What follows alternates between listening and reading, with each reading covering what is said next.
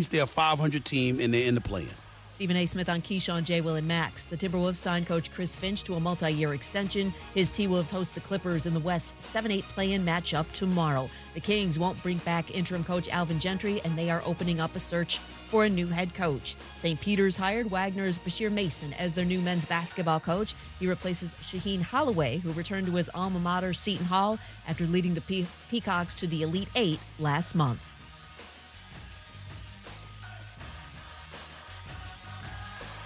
When you're trying to hire and fill open jobs, the searching, screening, and interviewing can become its own job.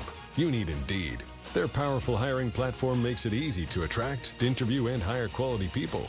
Visit Indeed.com/credit. Matt Moscona. I'm very important. After further review. Say it one more time. After further review with Matt Moscona. And here we go. ESPN Baton Rouge, New Orleans, Alexandria. Live from the Mercedes-Benz of Baton Rouge studios. That's right.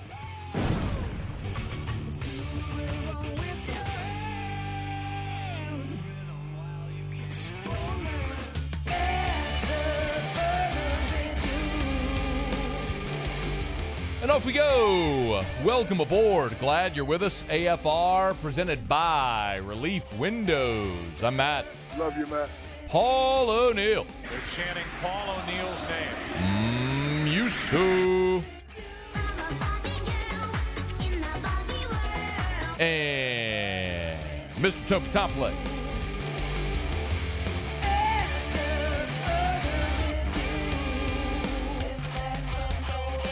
All right, we're here. Glad you are as well. Get out there and make it a good one.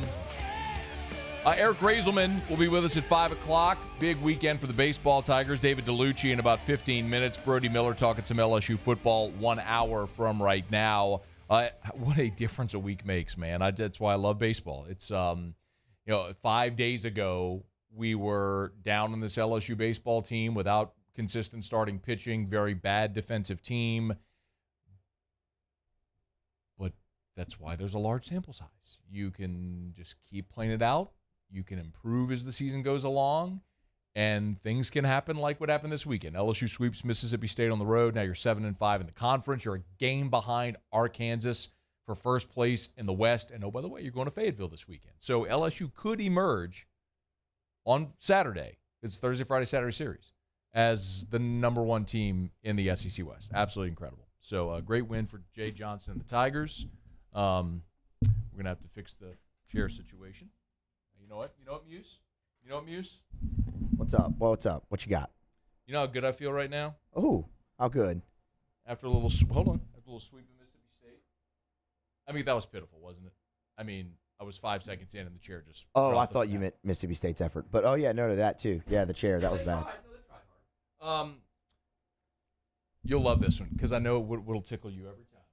Uh-oh. Okay. Well, it's going to be some type of movie quote here. Here comes the putter toss. It's a new Happy Gilmore. Oh, I mean, was that not the exact moment where I could have just thrown the chair? Yeah. 5 seconds into the show and I can press a foot and a half? He's restrained himself. Maybe this is a new Happy Gilmore. Maybe this is a new Matt Moscona. Not really. Just feeling good because I love Mondays. Y'all know that. So David Dellucci in 10 minutes. We'll talk some SEC baseball, LSU in about 10 minutes from right now. So LSU football held their second full-scale practice of spring on Saturday, open to the media again, as is this coming Saturday, and then in 2 Saturdays, it's the spring game. And Brian Kelly met with the media after. They made players available as well, and among them was Jayden Daniels. So this is the first time since transferring in from Arizona State that we've gotten to hear from Jayden Daniels about his transfer. We'll get to that in a moment. First of all, after practice on Saturday, this is what Brian Kelly had to say about his quarterbacks as they hit the halfway point of spring practice. I think each one has some different traits and characteristics. They all can play here. They all are not going to be able to play at the same time. So we're going to have some difficult choices to make. But, each one of them, has some different characteristics that kind of allude to what I mentioned in terms of I think each guy can do some things differently, and we're going to have to be, putting together the offense to highlight their skill set. So it's been fun. It's been interesting to learn a little bit more about them. And then it'll be our job to get the best out of them and tailor the offense accordingly to what their skill set is. I love what Brian Kelly said there. Figuring out their skill set, tailoring the offense to their skill set. It remains to be seen listen, I don't want to go back to a dark time in LSU history, but I just want to, as a quick reminder, as a point of contrast, LSU went through a decade-long wasteland of quarterback play, right?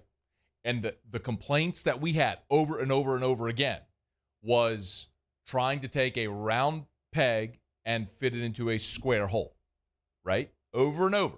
Why are you trying to make Jordan Jefferson a pocket passer when his mobility is a great asset?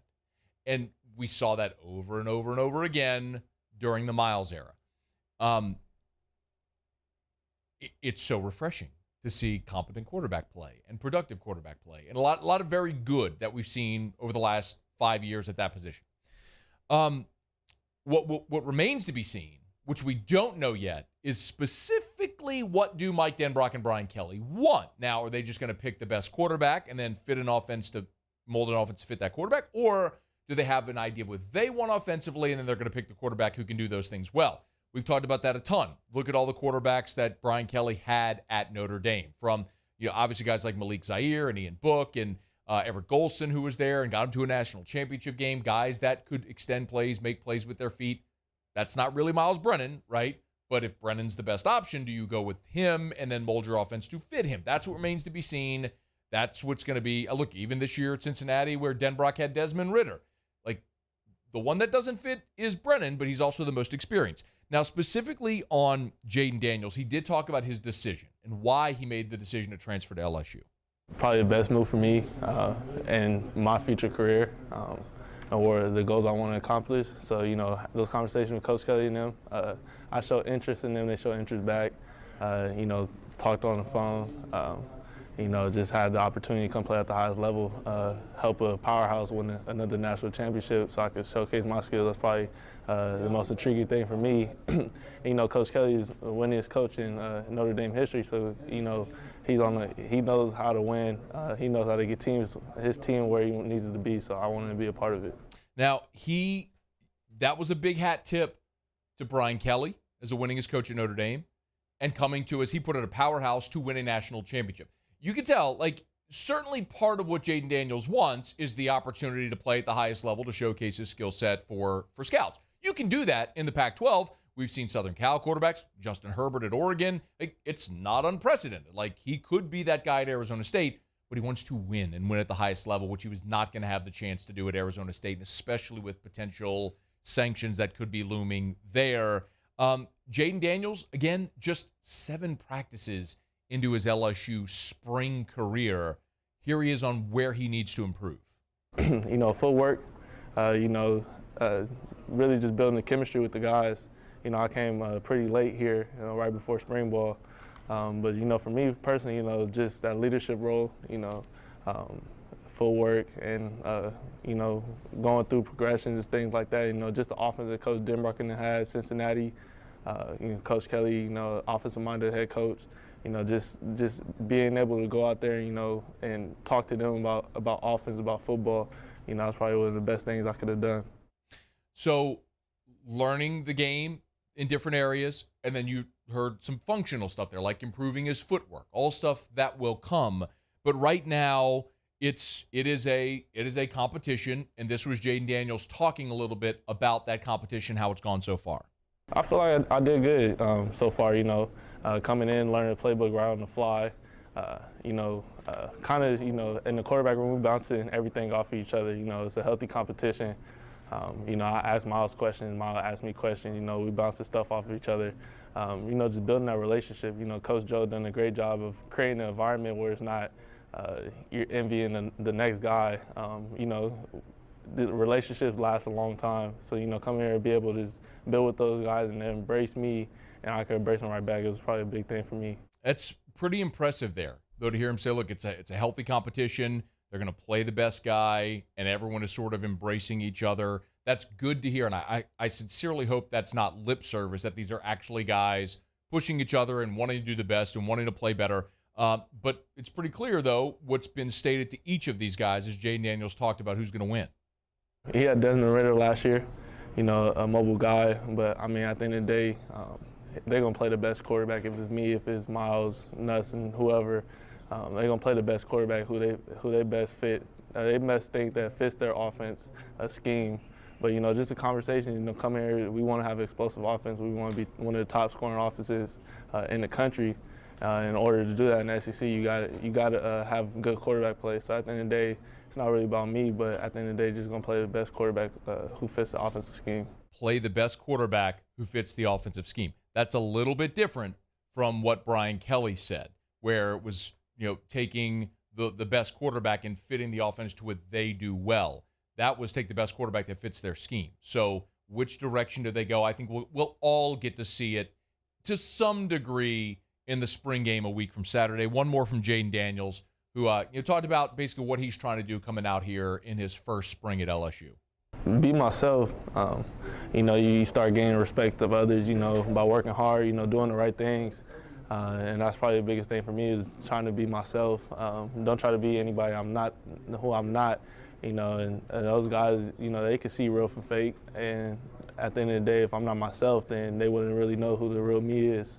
It's so interesting because he's coming into a situation as a veteran player trying to win a job. But, again, the oddity, and we saw this in 2018 with Joe Burrow, but Burrow did not have the benefit of being here for spring. He showed up in fall camp, showed up in June, and had to go try to win a job. Jayden Daniels isn't just a good player trying to win reps like a Greg Brooks or a Joe Fouché or a West Weeks or Miles Frazier, any of the guys at other positions. You're talking about the quarterback, like the leader of the team who's coming in trying to win jobs, but also win reps, but also win the respect of his team. So it's not an easy thing that Jayden Daniels is trying to do right now. If Miles Brennan had stayed in the transfer portal, this would be a lot less ambiguous. But because he's got a veteran player, a guy entering his 6th season right there alongside of him, it does make it a little more complex. But I'm very excited to see what's going to happen a week from Saturday in the spring game. Not that I'm going to put a tremendous amount of stock like who's going to win the job, but that'll give you a real indication, through 14 practices, that'll be the 15th, the spring game, of where these guys kind of have their sea legs within the offense of what they're trying to do with Brian Kelly and Mike Denbrock. It was nice to hear from Jayden Daniels for the first time since arriving in Baton Rouge. All right, it's After Further Review. Glad you're with us here. Monday shows are brought to you by Relief Windows and ReliefWindows.com, 288-8138 or ReliefWindows.com. Quick break. When we come back, David Dellucci, SEC Network, is going to join us. Busy weekend around the Southeastern Conference that saw some surprises, some status quo that's kind of terrifying. We'll talk about it with Luch next on AFR. AFR. Love telling you about the Baton Rouge General Hospital, where the Express Care locations are open 7 days a week. Baton Rouge General Express Care, y'all, that is walk-in, urgent care, 7 days a week for the bumps and bruises and aches and pains and scrapes and scratches that don't require an ER visit, but you don't want to wait to go see the doctor. That's why the Baton Rouge General Express Care locations are there for you. Remember, there's a Dutchtown location, and there's locations on either end of LSU's campus. On Nicholson, directly across from Tiger Stadium, right next to Torchy's Tacos, and on Highland, just through the south gates of LSU in that shopping center as well. Of course, if you want your COVID shot or a COVID test, you can do that at any of the Express Care locations. They've got x-ray machines, EKG machines on site as well. It's the Baton Rouge General Hospital Express Care locations. Wait times are available on the Baton Rouge General app, and you can check in online at brgeneral.org. brgeneral.org. There it is, the extra mile, on the border of expected and extraordinary for those willing to go further, like vans customized for work or play, with safety and tech to keep you connected. Supported by a 5-star sales, service, and finance team, and backed by the 1-star you know. So go the extra mile. It's never crowded, because so few have what it takes to go there. Mercedes-Benz Vans.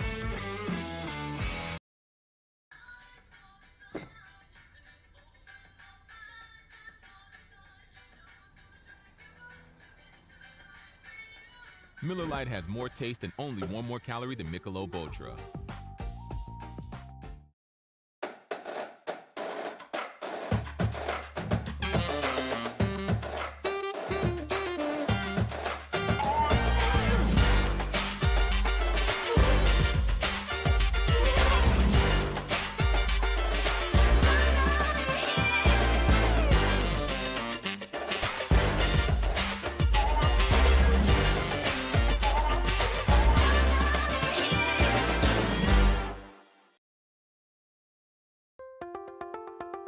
If you're in an accident, a car accident, a slip and fall where you're injured, you need to call an attorney. The defendant insurance company, it's their goal to close the case as quickly as possible and pay out the least amount of money as possible. That's why it's important to call an attorney and call the law offices of O.C. Brown. At the law office of O.C. Brown, we're a family-owned firm. We want to be your law firm for a lifetime. At All-Star Toyota, you get it all. If you're in the market for an all-new Toyota vehicle, come see our friendly and knowledgeable sales team at All-Star Toyota. Located in Baton Rouge at the corner of Airline and Goodwood, we've been serving our community since 2005 by offering a large selection of new Toyota cars, trucks, and SUVs. Get behind the wheel of your dream car and take a test drive at All-Star Toyota today. This isn't just another day. It's so much more. Kelly's life was put on hold when her auctioneer primary care doctor discovered a rare blood disorder. Her doctor connected her to an auctioneer care team of cancer, heart, and kidney specialists. With multiple primary care locations around Baton Rouge, same-day appointments, and online scheduling, we're relentless about keeping you healthy. Auctioneer Baton Rouge, innovating healthcare for Kelly.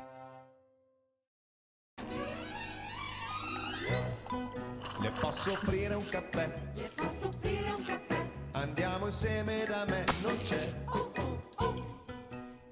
Call Mr. Electric today for electrical repairs, upgrades, and installations.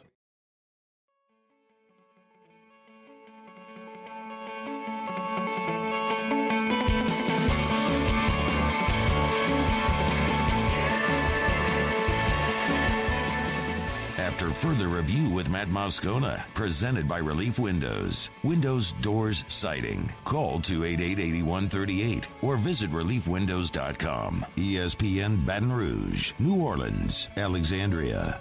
It was a great baseball weekend for the Tigers. LSU goes to the dude. They sweep Mississippi State from the doldrums at 4-5 now to one game out of the catbird seat. LSU 7-5 after sweeping the Bulldogs. David Dellucci, SEC Network, former Ole Miss great, and of course, Cali! Good enough to join us now. Luch, how are you, man?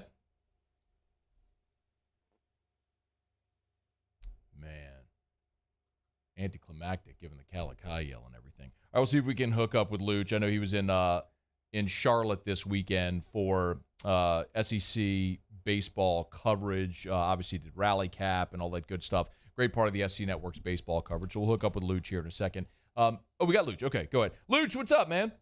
What's happening? Hey, man. Great to have you. Appreciate it as always. Just a reaction. How surprised, I guess we could say surprised, were you that LSU went to the dude and took all 3 games?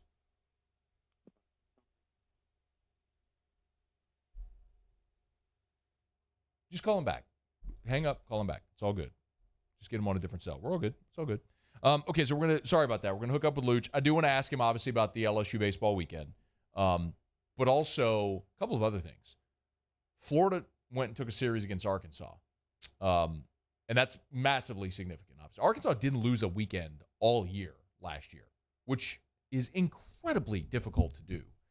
And Florida did. That's a Florida team that LSU's already beaten in Gainesville. All of a sudden, the Arkansas series doesn't look as daunting. I mean, it's a big challenge. Don't misunderstand me. But not as daunting for LSU making that trek now to Fayetteville. You've got to feel better about it anyway. And of course, Tennessee is just a steam train. I got to ask Luch also about Ole Miss, which lost another weekend to Alabama this time. And man, bring him up, please, if you would. You hit the button. Luch, sorry about that, man. We appreciate you being patient with us. How are you, bud? That's fine. I was listening to Jay Johnson do an interview. I can listen to him all day long. That was great. I don't know what wire got crossways to where you were listening to Jay, but are you cutting up Jay audio over there, Muse? I had Jay audio in Adobe, but that. Okay. I don't know. I don't know. That's what it I don't know where Jay came from. That's fascinating. So, hey, all right, let me just start with a reaction to LSU's sweep over the weekend. Yeah, I thought it was fantastic. You know, it's an extremely hostile environment in Starkville. They've created a monster for the opposing teams. And for LSU to go in there and do what they did and hang with them, I mean, from games 1 to game 3, I love the effort. I love the focus. and they were relentless, man. It didn't matter if it was going to be a back and forth game or LSU was going to run away with it. They just approached every single bat with a plan. And the bullpen, man, that's what really impressed me. We know that this offense can slug with anybody in the country, but the bullpen was fantastic. Riley Cooper and Reyzelman, those guys really elevated themselves. And I think in doing that in Starkville in front of those crowds, I think it's going to give them confidence for the next series. Hey, Luch, is it sustainable for LSU to try to continue to win series relying so heavily on the bullpen without the starting pitching that's going to get you 6, 7, 8 innings per outing? It's tough, man. It puts a lot of pressure on those guys that they have to come in and be perfect. And you know what it also does is it puts a lot of pressure on your offense as well because, look, we knew going into this season that the offense was going to be ahead of the pitching staff. And I credit Jason Kelly and Jay Johnson for what they did. They found roles for these guys that best suits them. So baseball is it's an individual sport as well as a team sport. And if you're not in a role that you can't succeed in, it's going to be bad for the team. So I think they were learning the guys were learning them early in the season. And now we get almost to the halfway point where everybody understands what their role is going to be and when they're going to be used. And that way you can prepare in the bullpen or pregame for that situation. So it's going to be difficult, but look, man, I looked at the offense and the hitters number 1 through 5 the other day. The lowest batting average was Trey Morgan, 326, all the way up to Jacob Berry, 367. Those guys can hit. They can score runs. All you got to do is keep the game close and let them pull it out for you. Luch, the big point of angst this year here has been the defense. And it's pretty good on Friday, not so great on Saturday, pretty good again on Sunday. How do you expect, or is it possible to expect LSU to find some stability or improvement defensively as the season goes along? Look, you're either a really good defender or you're not. I mean, that's just the way it is, right? It's you're either really fast or you're really slow. I mean, you just have those guys. And the strength that we see on this team is scoring runs. Now, some of these errors that we're seeing them make, I think they're trying a little too hard. And let's not forget, these guys are 18 to 22, 23. It's COVID 24-year-olds nowadays. So they're youngsters that go out there. And baseball is not like football where you can go 100% and knock somebody's block off. You got to play under control. And some of the plays, some of the miscues, some of the errors are just guys trying too hard. And anytime you love your team and you love who you play for, you try to do a little too extra, and it doesn't cut it in baseball. Now, I'm not going to say they're going to play error-free for the next couple games. They may make 3 or 4 errors against Lamar, and goodness, you definitely don't want to make errors against Arkansas at Arkansas. They're going to come, but we just got to accept it. I mean, there are very few Gold Glove guys on there. We're spoiled with Dylan Cruz and what he can do, and DeGiacomo and Trey Morgan, but not everybody are the quality defenders that they are. If you're going to give up an error and give up a run, you got to get it back offensively. David Dellucci is with us, SEC Network, of course, former Ole Miss great. He's on Twitter at David Dellucci. I'll give him a follow. The SEC Network's coverage of college baseball and SEC baseball is just phenomenal. It's accelerated the game in this region so much, so kudos to all of you. Now, you did mention the struggles if you go to Arkansas and you're kicking it around a little bit. That had to be the biggest surprising result this weekend, considering the struggles Florida's had and how dominant Arkansas has been now for a year plus for the Gators to take that series. How did that happen? Well, here's the deal. Being in the business that I'm in, I got to look at stats.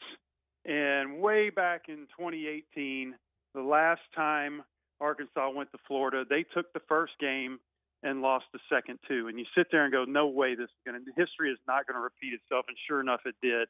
And it's just funny how those things come around again. But the Florida team that we're seeing, they were second in the league in home runs. They're a very good offensive team. And their Friday night guy is a first rounder. You can almost book that he's going to give you a chance to win. But the inconsistency for game 2 and game 3, it was just too many balls, too many walks, and the offense couldn't carry the team to victory.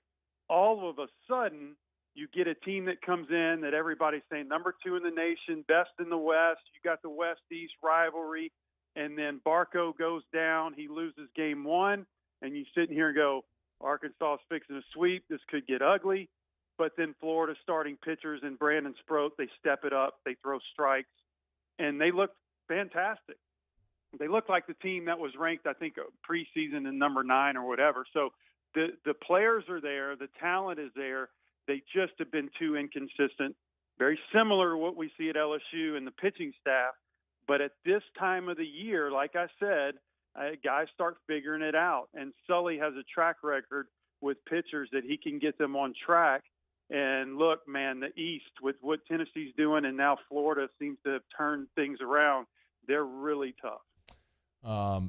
Of course, with an injury at the front of the rotation for Georgia as well, that certainly limits them as well. But Lucha, I hate to throw a jab in the side, but man, are your Rebs the most disappointing team in college baseball this year? I mean, I'm really not trying to poke you, man, but seriously, I mean, they were number 1 in the country at one point this year, and they just can't find a way to win a series. Yeah, it was funny. We did a segment on Rally Cap last night on the SEC Network, and I had to address Rebel Nation because my phone's been blowing up. There's a lot of fans that are really concerned and disappointed. And let's face it, the fact that they were ranked number 1 was kind of like they were just shuffling teams up there. After Texas went down, it was like, okay, who's next? Who's next? Who's next? Finally, we have one in Tennessee. But Ole Miss is grossly underachieving. Let's be honest. They returned 7 of the 8 position players that they had last year, so you expected that offense to do great things because they led the SEC in batting average and a lot of other offensive categories. They did lose 2 first-rounders in Nikhazy and Gunnar Hogan, but they had solid arms coming back, Derek Diamond and McDaniels, and, man, they just haven't pitched well at all. I mean, it's been almost awful. They've got some young guys in there that need to step it up, but I think that they were unfairly placed at number 1. Look, they got swept by Tennessee. Nobody's beaten Tennessee. They're 12-0 in the SEC. They're setting records. That's okay. That happens. They got beat by Southern Miss. Southern Miss is going to be an NCAA regional team. So they have lost to some good teams, but it absolutely is not the Rebel team that I think the rest of the country expected them to be like. And look, the SEC West, you look at Alabama and you look at Auburn and you look at how difficult it's going to be to pull out of this. LSU is catching stride.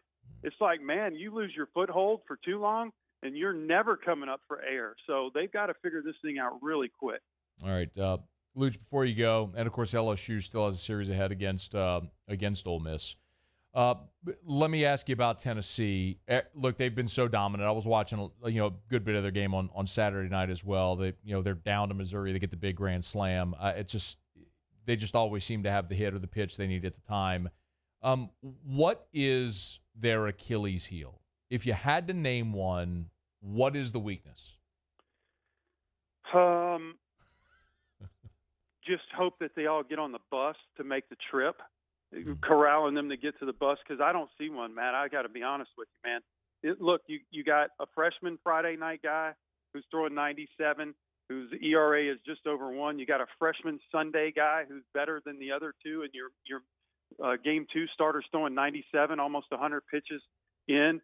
If you turn it over to the bullpen, one of the first guys comes out of the bullpen has hit 104 miles an hour, 2 consecutive pitches, and then the rest of the bullpen is established. It's crazy what these guys have. And there's a lot of talk, and I'm including myself in it, with what they're doing offensively as well. This is one of the best collegiate baseball teams that we've seen in many, many years. And some people are saying ever. But as of right now, you cannot pitch around anybody in that lineup. They play great defense. They're leading the league in stolen base. There's nothing they can't do. And some of these games that they're close games, you sit there and go, okay, Missouri jumped out. Maybe they'll give this one up. They turn around and they come back with confidence, and they're playing together, and their coach has basically made every player on that team feel like they're the villain in WWE, and everywhere they go, everybody hates them, and they're feeding off of it. So it's a fun team to watch. It reminds you of the LSU teams from the, back when I was playing in the mid-'90s, and early 90s and late 90s. They just dominate people, man. So honestly, I wish I had an answer for you, and it sounds like a cop-out, but at this moment, there's no weakness. He is David Dellucci. Y'all follow him on Twitter at David Dellucci. Of course, you can catch him on the SEC Network. Luch, we always appreciate a couple of minutes, man. You're the best. Yes. Thanks. Thanks for having me on. All right, bud. Be well. Good stuff from Luch. All true about Tennessee, but nothing's ever been won in April. I mean, we've seen great teams falter in the postseason. Can you get it done in June? That's where legacies are made. That's what made those LSU teams so great in the 90s, obviously, was they got it done in June. You win 5 in 10 years, I mean, you're going to be remembered. We talked about it here. I mean, the LSU team in 2013 went 23-7 in the conference. They hit not 1 through 9, 1 through 7. Look at the big leaguers all over that team. I mean, Stevenson, Nola, Bregman. I think Papirski's going to be. Well, Pap wasn't on 2013, but that was an awesome baseball team. 23-7 in the league. 23-7. What'd you do in Omaha? You were 2 and done. That's what people remember. So Tennessee's awesome right now. There's no question. Arkansas didn't lose a weekend last year. Arkansas did not lose a weekend last year. Is anybody going to remember anything about 2021 Arkansas baseball? They'll remember Mississippi State because they went to Omaha and got it done. So balls are I'm not – no shade, y'all. No shade at all. They are good. I mean, they're torching people. What do you do in June? We'll find out. All right, it's After Further Review. We're glad you're with us. Monday show is brought to you by Relief Windows. Quick break. When we come back, go around the SEC. 28 minutes from right now, we'll talk some LSU football. Brody Miller, start of hour 2. Eric Reyzelman with – I want to ask him about them toe taps. Bruh, careful poking the bear, bro. You keep counting his toe taps, and he cranks up 97 and hurts your feelings. That's on you, dog. Reyzelman in hour number 3. Stick around. It's AFR. AFR. Brought to you by Rouse's, the official supermarket of LSU Athletics. Rouse's.com. Rouse's.com. Remember, Rouse's has curbside to go. That's right. You can place your grocery order on the app, and they will come bring it out to your vehicle. So you have curbside pickup. You pay the same for the prices that you would in the store. It's just another way that Rouse's is making this more convenient for you. Rouse's.com if you want to learn more about it. It's grocery. They offer home delivery as well. Go to the website, Rouse's.com, Rouse's.com, and you'll see right there on the homepage about the curbside pickup, about the delivery as well. You just select your store, and boom, place your order. When you pull up, they'll bring it out to you. It's Rouse's.com to learn more. More than 4,000 items throughout the store at the everyday low price. Look for the tags. It's Rouse's.com, Rouse's.com, the official supermarket of LSU Athletics. Find the location nearest you at Rouse's.com. Remember, Rouse's. This feels like home. Each year, Guarantee Media hosts a radiothon to benefit dreams come true. And this year, we need your help more than ever. We've interviewed these incredible kids, and each and every one of their stories brings tears to our eyes. To have a dream granted means more to these families than you'll ever know. And it wouldn't be possible without your help. Dreams Come True has been hit hard by the events of the past year. So we ask for your support in helping this incredible cause. Our Dreams Come True radiothon is powered by the Baton Rouge Clinic. Visit GuaranteeMedia.com to pledge your support today. And this year, 2022, it's time to finally treat yourself. Bring your boat to the next level with front-to-back boat service. You want the latest and greatest marine technology? You want to go to the place that has not one, but 2 NMEA-certified techs. Family-owned and operated by the Sherman family for 30 years, front-to-back is the answer in Baton Rouge for all of your custom boat needs. So head to front-to-backboatservice.com or find them on Facebook, Front-to-Back Boat Service. Hey, look what I found! The motivation I needed to live healthier. My new favorite sport. I found my groove. I found I'm part fish. My second win when I needed it most. I found more than a gym. The affordable childcare this mom needed. Time for myself. We found our why. Have you found yours? I've been doing business with Luba for 25 years. They're dependable, trustworthy. It's just the attention to detail with our clients. Our folks have years and years of experience. They're highly trained professionals, but many companies have that asset. What I'd like to think makes Luba a bit different is that we use those talents in a way that truly is dedicated to serving the needs of the folks who depend on us. Are you a licensed contractor? There's lots of good contractors in Louisiana doing work the right way, but unfortunately, too many unlicensed contractors are working outside the licensing requirements. Working as a contractor in Louisiana requires a license for the company doing the work. The Louisiana State Licensing Board for Contractors wants to help you get licensed to allow you to conduct work legally. It's not difficult to get the license. We can help you. Go to lacontractor.org for more information. Licensed contractors, it's the law.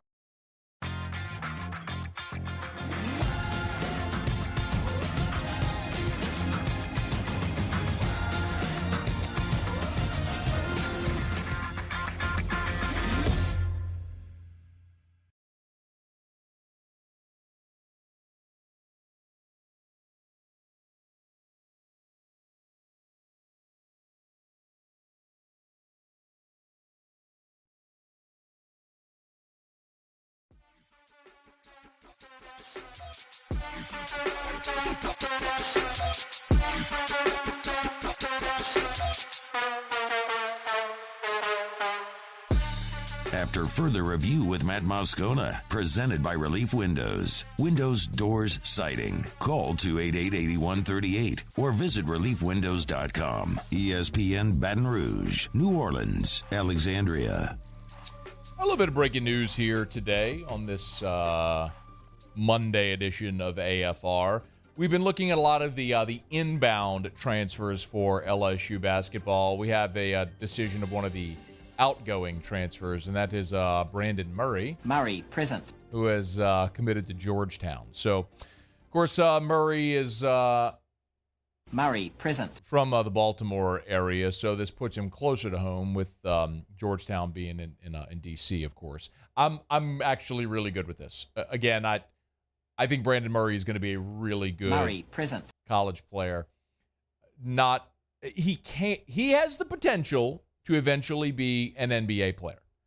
Not yet. I think he's at least a 3-year college guy. And I would have loved to have seen him stay in Baton Rouge and develop, but I understand why all these guys transferred. It's something we've talked about now for several weeks, but there's unlikely going to be any postseason possibilities. The coach that recruited you is gone. The reality of sanctions looming. I mean, we all understand what's coming. So I understand the leaving. But a guy like Brandon Murray, present, took a visit to Tennessee. That's the bummer, is when a guy leaves you and goes within conference, and then you have to play him, and that stinks. So go to Georgetown, make the most of it. Hope he has a great run there, and becomes a really good basketball player, and makes all of his professional basketball dreams come true. But Brandon Murray, present, is headed to Georgetown. LSU did pick up a commitment over the weekend. We'll talk about that in the final segment of hour number 1 here. So it's coming up in about 10 minutes from right now. But right now, we do it every day about this time. Let's go around the SEC. Around the SEC, presented by Gulf Coast Office Products, excellence in imaging solutions. The Florida Gators. Florida big man Colin Castleton is returning for a 5th season. 6'11" forward transferred to Florida after 2 years at Michigan. He led the Gators in scoring and rebounding last season, 16-9, nearly a double-double. He missed 6 games with an injured shoulder, and in January returned and played through it and was still really good. His return gives the Gators 7 scholarship players back from this past season. That's a big boost for new coach Todd Golden. The Georgia Bulldogs. Former 5-star offensive tackle Amarius Mims has entered the transfer portal, paging Brian Kelly.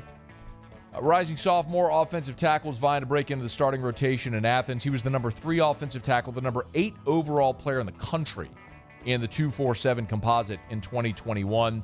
He would have to be granted his release by Georgia in order to play this fall at another SEC school, which has some analysts thinking he might be thinking outside of the SEC, but LSU should still make the call. Also, former 5-star recruit Georgia senior offensive lineman Clay Webb is also in the portal. He was ranked as the nation's number 1 center coming out of high school. So 2 former 5-star offensive linemen leaving Georgia. Both could be a potential target for LSU.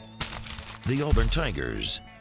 Terrence Love, 4-star out of Georgia. has committed to Auburn. 6'3", 195-pound safety, is the number 182 overall player in the country, the 16th best safety according to the 247 composite.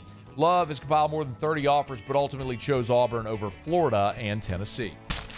The Mississippi State Bulldogs. Former UMass punter George Georgopoulos. That's George Georgopoulos. Looking forward to saying that. The only time I'd ever look forward to being a Mississippi State play-by-play man. For no other reason other than to say George Georgopoulos. He's a punter who's transferring to Mississippi State. He'll be a grad transfer with 1 year to play. He was a 4-year starter at UMass, averaged 44.8 yards per punt last season. State also returns junior Archer Trafford and freshman Marshall Nichols. Can we get Sharif Ishak on the line? I need a frat-tastic. Let's call Sharif, please. I do want a frat rating on these two names, Archer Trafford and Marshall Nichols. We'll get to Sharif because I got to get a ruling on that. I know he's listening because he listens every day. I'm used to. Let's just roll on with Around the SEC. We'll get to him in a second. The Texas A&M Aggies. A&M added the fourth member of its class on Monday. Two-sport standout Tyler White has committed, also a punter. I had offers from Texas and Miami, 42 yards per punt. Also, 10 of 12 on field goals, 79 of 81 extra points. One of the top punters for the class of 2023, headed to College Station. The Tennessee Volunteers. And the Vols also got a commitment. Busy recruiting weekend. Nathan Robinson, 6'5", 270-pound defensive lineman from Greenbrier, Tennessee. He picked the Vols. He will be an early enrollee, so he'll be on campus January 2023. He's the sixth member of Tennessee's 2023 recruiting class. There you have it. That is Around the SEC, presented by Gulf Coast Office Products. Shout out to our guy Trey Beal and our friends Gulf Coast Office Products online, gcopnet.com, gcopnet.com for Gulf Coast Office Products. Of course, our buddy Trey Beal, man, they do awesome work. They are a national leader among Savin dealers, but they will service all makes and models. That's Gulf Coast Office Products. gcopnet.com, offices in Baton Rouge, New Orleans, North Shore, and Lafayette. So no matter where your business is, they're nearby. They can get to you same day, worst case scenario, 10 a.m. the next day. So if you've got issues with your office equipment, you need Gulf Coast Office Products. gcopnet.com for Gulf Coast Office Products. Pels had a rough weekend.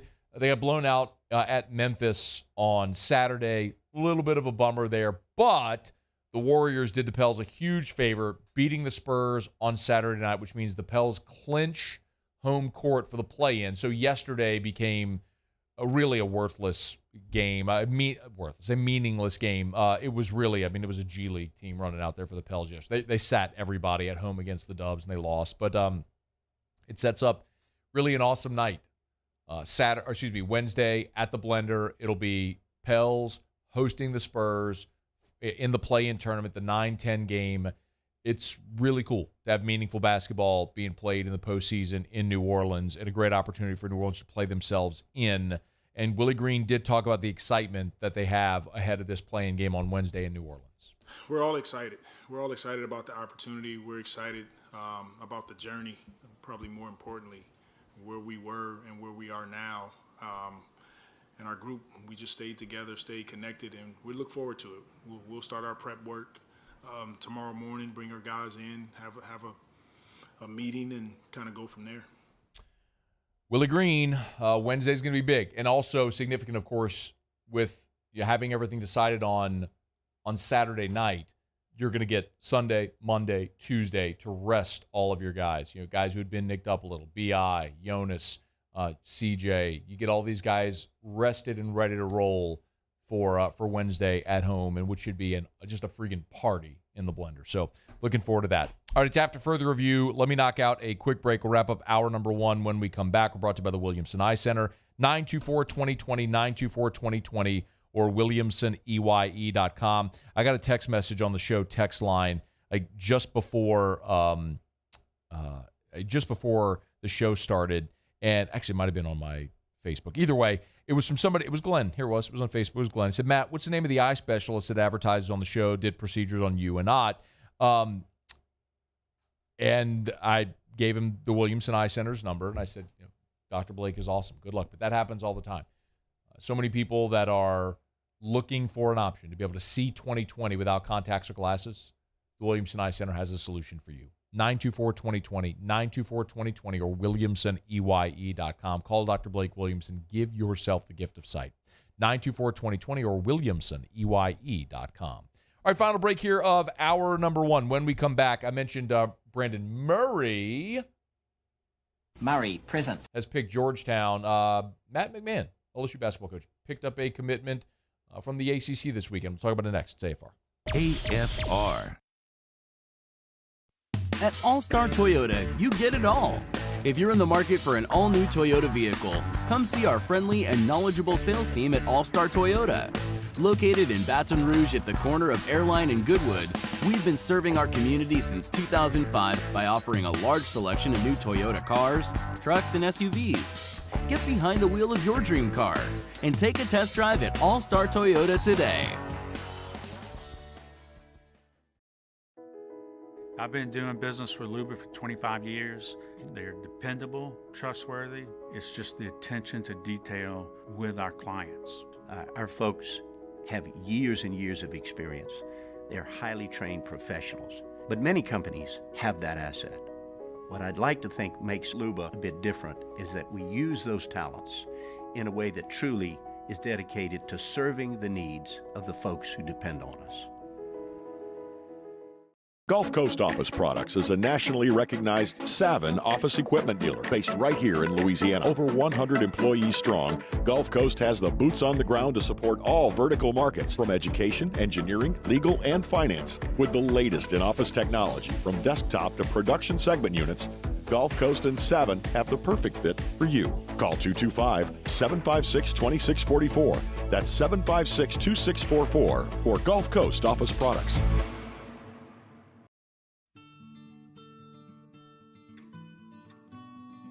This is a house call. This is a follow-up appointment. This is a diabetes checkup. This isn't just more convenient care, it's more advanced care. This is innovating healthcare at Louisiana's #1 hospital, Ochsner. ServiceMaster Elite create clean, disinfected work environments. As a local business, we take pride in serving the New Orleans and Baton Rouge areas. Our cleaning protocols follow CDC and OSHA standards for healthcare settings, offices, senior living, restaurants, and industrial plants. Contact ServiceMaster Elite to get your operation ready for reopening with germ disinfection cleaning. ServiceMaster Elite, the trusted choice in professional cleaning since 1996.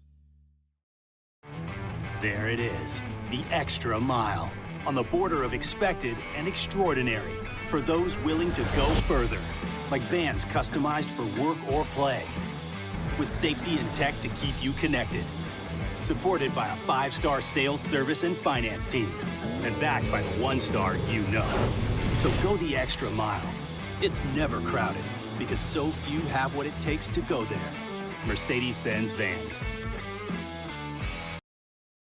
Eli's always been into grilling. It took us a while to see it, but the signs were there. What are you doing, Eli? I knew grilling was my thing. I have been talking about it throughout my career. Happy with the results? I am. Got the new grill from barbecueguys.com. It performed great. My advice, as I always told my boys, do more of what you're born to do. Barbecue Guys, for those who were born to grill. You want cheese on your burger, Pops? I'll take a little cheese.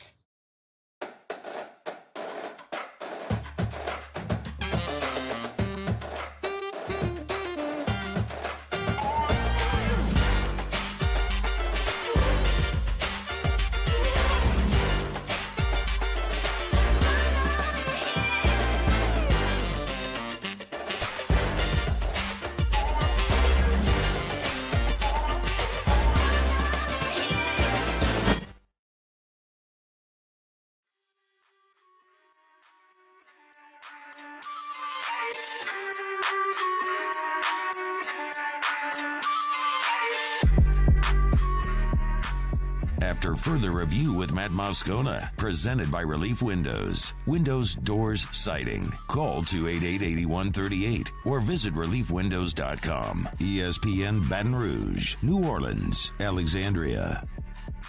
LSU head coach Matt McMahon picked up a commitment this weekend via the transfer portal. Landed NC State guard Cam Hayes. Former four-star, averaged 7.2 assists per game this past season. Played in all 32 games for the Wolfpack. And LSU is also pursuing his teammate Manny Bates. Apparently, McMahon had an in-home with both Hayes and Bates. Well, Hayes bit. He has committed now to LSU. They're waiting on a decision from Bates. So, admittedly, knew nothing about Cam Hayes when I saw this news drop. But when I went and started reading a lot of the NC State media posts about Hayes when he entered the transfer portal, one thing was pretty clear. He popped as a freshman, four-star, and then this year kind of regressed and lost his starting spot. So you might say, why would this guy that played in every game this year at NC State leave a Power 5 school? Well, that's why. I mean, clearly his text him, please. He probably doesn't recognize the number.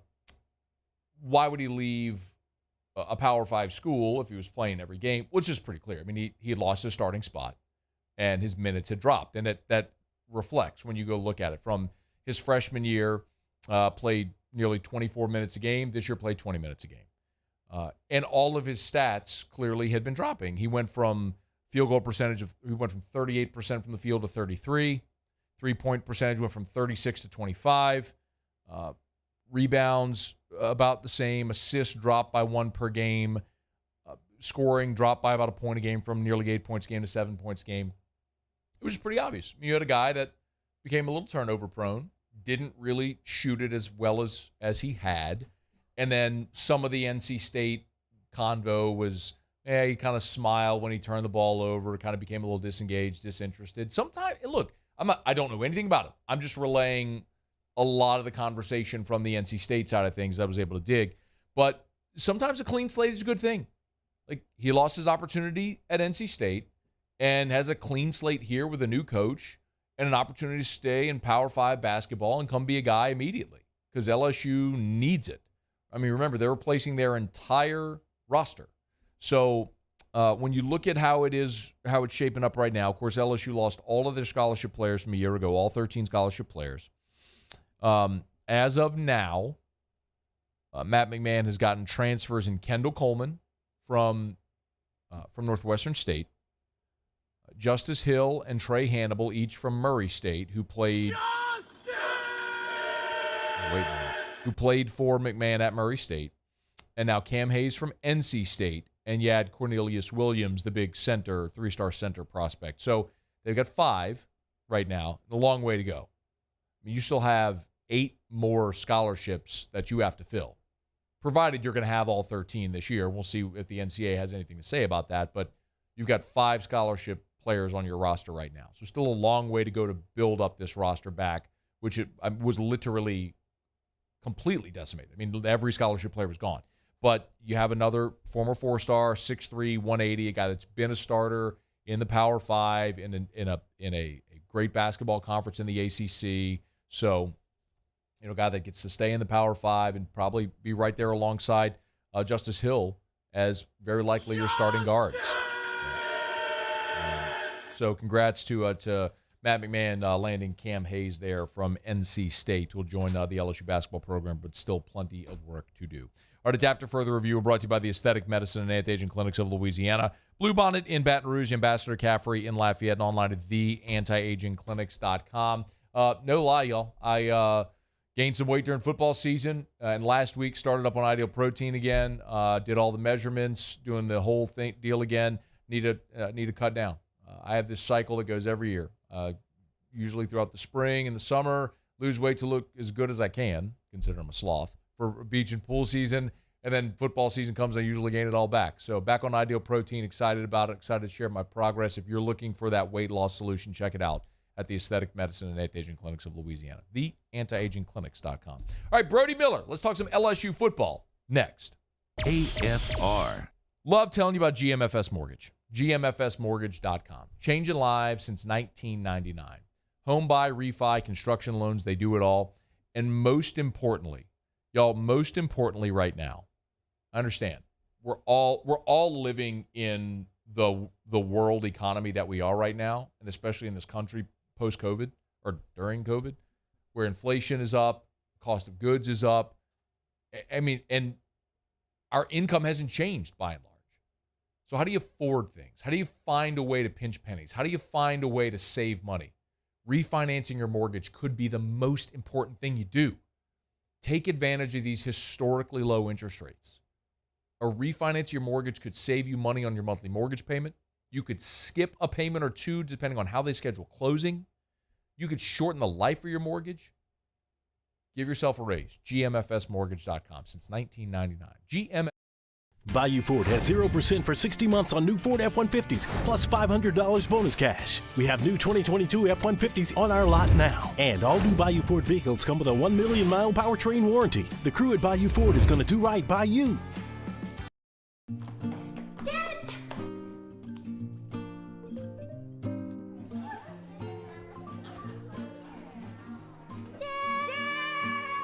Kids have staked out their place at Ochsner Medical Complex The Grove, where more than 30 pediatricians and pediatric specialists are all conveniently located under one roof, so you can spend less time driving and more time keeping your kids well. Yes!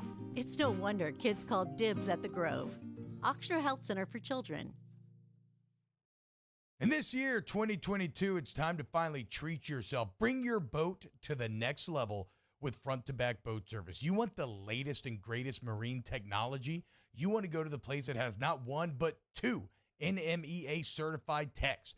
Family owned and operated by the Sherman family for 30 years. Front to Back is the answer in Baton Rouge for all of your custom boat needs. So head to fronttobackboatservice.com or find them on Facebook, Front to Back Boat Service.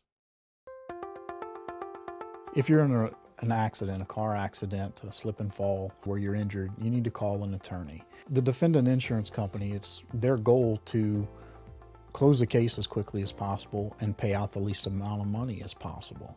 That's why it's important to call an attorney and call the law office of O.C. Brown. At the law office of O.C. Brown, we're a family-owned firm. We want to be your law firm for a lifetime.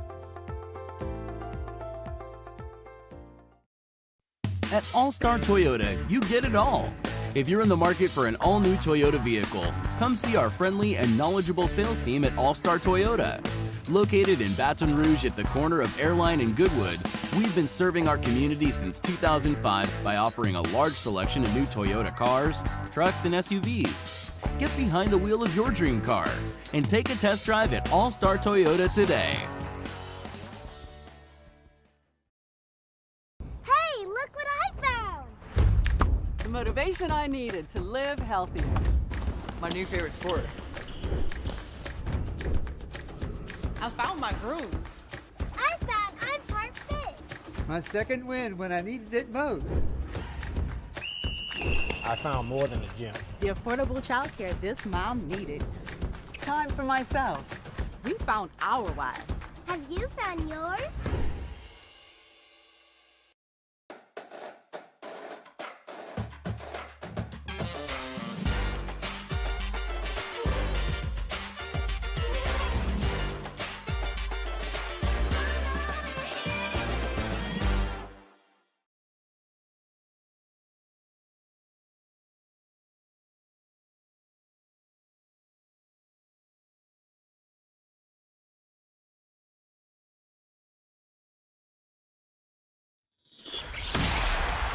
This is SportsCenter.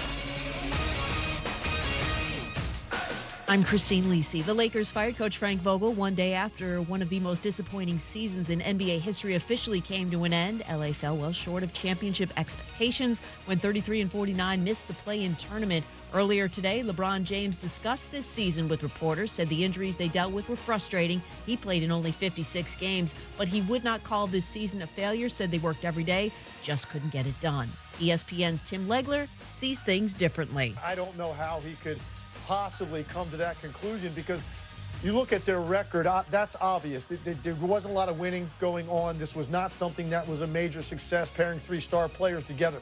But when you do lose, the only way you can say that it's not a failure is if you are building towards something. I don't know what was built this year. More on the Lakers on the 6 Eastern Sports Center on ESPN TV. Ohio State will honor former quarterback Dwayne Haskins at Saturday's spring game. The 24-year-old Steelers QB died Saturday morning after being struck by a dump truck while walking on a South Florida highway. He'd been training in the area with other Steelers players. If you're experiencing a spring hiring rush, then you need Indeed. Their powerful all-in-one hiring platform makes it easy to attract, interview, and hire candidates all in one place. Want to find your next great hire? Visit Indeed.com/credit. Matt Moscona. I'm very important. After further review. Say one more time. After further review with Matt Moscona. And here we go. ESPN Baton Rouge, New Orleans, Alexandria. Live from the Mercedes-Benz of Baton Rouge studios. That's right.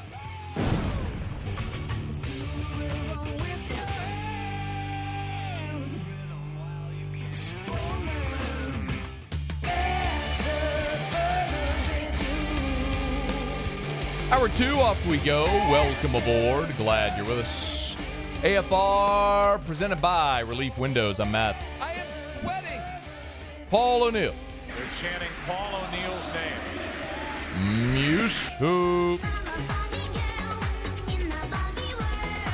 And Mr. Toby Tomplay.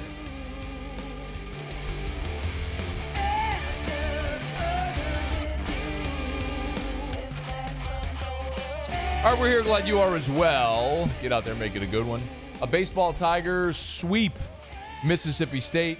A big part of that was Eric Reyzelman. He'll be with us 1 hour from right now. You better believe him and ask him about the toe taps. Mississippi State fans counting his toe taps all throughout the weekend. I know he did address it after the game, but now with another 24 hours to marinate on it, we'll see what he has to say. What a weekend for Reyzelman and the pitching staff. We'll delve into that an hour from right now. I do want to give you my thoughts on this here. We had David Dellucci with us last hour. I'll give you my thoughts on the series in 10 minutes from right now.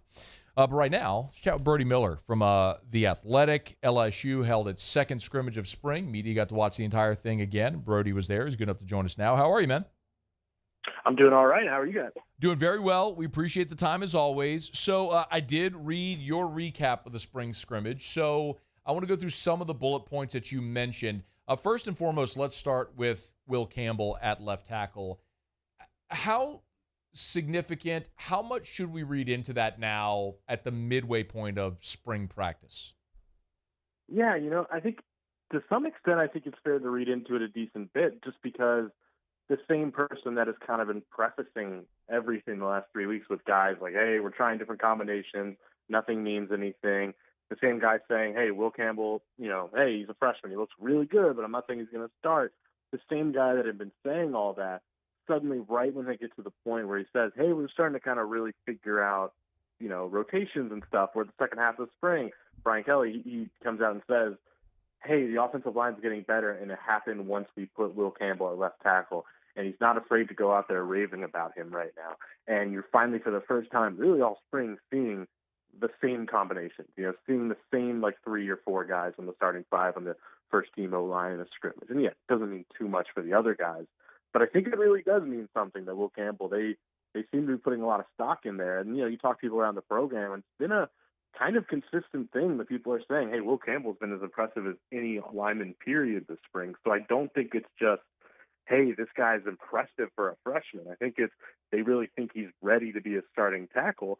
And it seems like they're pretty happy with the way that opened everything else up, right? The way it helps out, what they want to do with other guys at guard and tackle. It helps 2 guys focus in Dumerville and Wire at right tackle. I think it gives them some flexibility. So, again, I don't think he literally has the job, but it does seem like it's actually worth kind of reading into, for lack of a better term. Brody, if Will Campbell does emerge out of this spring and they're comfortable that he could be their left tackle, do you think they're still looking to supplement offensive line in the portal? Definitely. Okay. I think right now, they really do want Tyler Steen out of Vanderbilt. That hasn't slowed down at all. I think it's going to be tough to get him. I think Alabama is putting is maybe a front runner right now, and so is Virginia. Virginia's right there. I don't know if LSU might even be in third place there, but they really do want Tyler Steen. I think they feel like if they get him, he's a tackle right there. He's one of those guys. I think they do think that highly of him. But if they don't get Steen, I think they're still going to keep their eye out for one more lineman, whether it be a tackle or somewhere else. They do feel like I mean, I think they like some of these pieces and they think they're playable, but they don't feel like they have, a completely sound offensive line. They want more help. Impressions of Jayden Daniels, not only through 7 practices, but also getting to talk to him for the first time. Yeah, getting to talk to him, I think he was solid. I think everything, that goes where sometimes the guy, he knows what he's saying. He's saying the right things, but it isn't bad or good. It's just right down the middle. I think Daniels has been tricky, right? I think I've been on your show a week or two ago saying he looks shaky. He just like misses some throws. You're like, that's a weird miss, kind of often and things like that.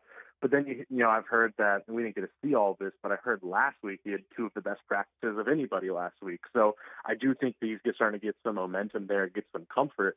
And yeah, he does look really good running the ball. I mean, he looks special with it. I don't want to get too extreme on the rest of it. I don't know if he's ready to be a full-time SEC starter, but he does add something special there that no one else really does.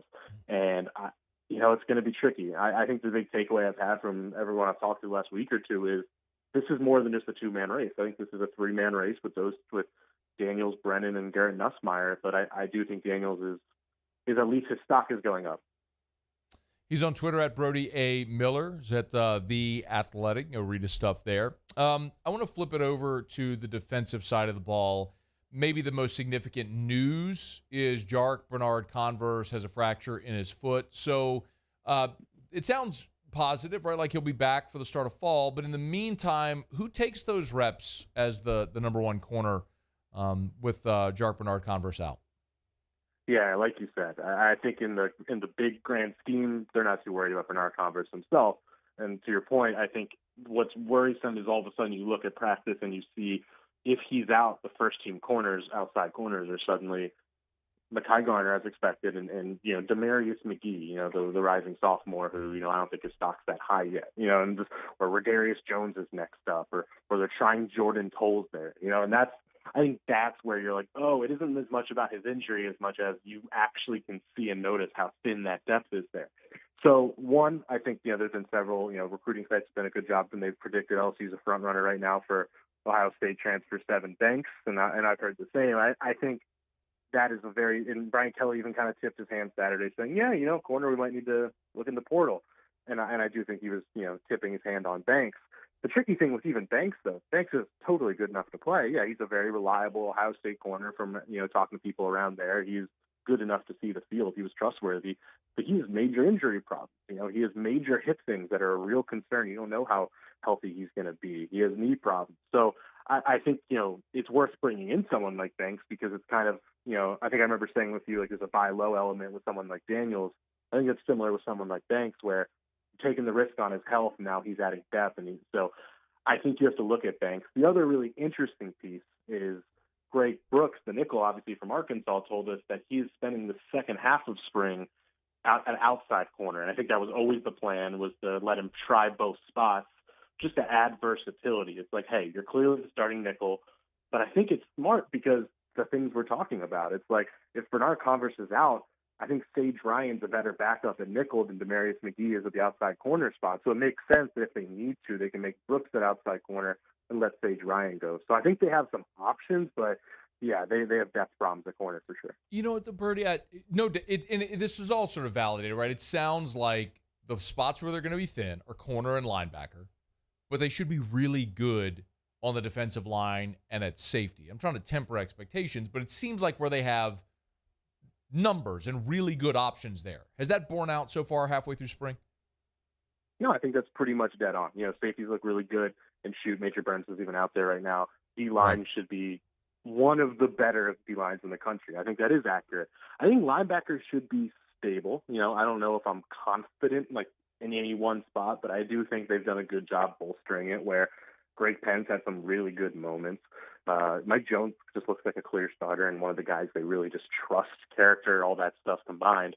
And then obviously it's like Micah Baskerville's probably the backup, and he's an experienced starter as of right now. So I think you feel better about that, especially knowing Harold Perkins is coming in and whatnot. So I think linebackers okay. Safety and linebacker and D-line, to your point, are really strong. Corner just is something where it's going to be. I just think they're going to be fighting an uphill battle on that all year and just have to make do, and they know it. Yeah, it'll be interesting to see if someone emerges, right? I mean, like we've talked about 2017, Greedy Williams came out of nowhere. Have a breakout year in 2017. So, I mean, it could happen. I would Christian say Fulton became eligible out of absolutely nowhere. Right. Look, I mean, I could point out Dwight McGlothern as well, in 2020. So we see these guys sometimes emerge. We'll wait and see. But one more for you. Back on the offensive side, everyone's talking about John Emery. Is anybody else at running back separating themselves? I'll preface this with something I think that's next on the list to start asking more about. I think I've noticed, and I don't want to overread into this, I feel like I've noticed Trey Bradford getting a good amount of reps as like the number 2. I'm not going to overread into that, but he has looked pretty impressive in just what I've seen. He is the most experienced in theory, and, I think that's kind of interesting. I feel like I see him getting a lot of touches. But, yeah, it's tricky, right, because you have so much talent there. Kiner, Goodwin, they're kind of in that zone that Emery and Davis Price were in for like 2 years of, they're going to be really good or they should be, but is it all there yet? I don't fully know, but that is definitely the next thing for me to look into. Brody Miller, he's on Twitter at Brody A. Miller. You can read his stuff at The Athletic. Always good enough to spend a couple of minutes with us. Thanks, man. We appreciate you. Thanks as always. I appreciate it. Take care. Man. Be well. Interesting there. You're kind of learning about this roster and where they're confident. I put it to you this way. I think sometimes you go into spring with certain ideas, and spring will either validate or invalidate those ideas. Like, I think we went into the spring thinking, that defensive line is probably going to be really good. You got Ali Gay back, you got Ojulari, you got Mason Smith, you got Jaquelin Roy, you got Jacoby and Guillory. You add, a guy like Mekhi Wingo from Missouri who was freshman all SEC. Like, you got numbers and you got a rotation, and like, you should be good there. And it's kind of validating. Like, it's playing out that way. Same at safety. You're going, all right, well, how do you add Fouché, you add Brooks, you already got Sage Ryan back there, you got Jay Ward, Major Burns isn't even out there right now, and they got all the other guys like Tolles, who we haven't even talked about a ton. You should be good back there. Like, you got a lot of options, bodies. And it's kind of validating a lot of that. And then offense, who's going to win jobs on the offensive line, which, skill guys are going to break out. Those are some of the questions that we'll wait and see. But maybe validating that you can check the box in certain position groups here is the most important thing. Because you got a lot of questions. But if you can emerge from spring feeling good about certain position groups, you at least go into the rest of the offseason, the summer, knowing what you feel like you still have to address and improve on before you get to fall camp. All right, it's After Further Review. We're glad you're with us. Let me knock out a quick break.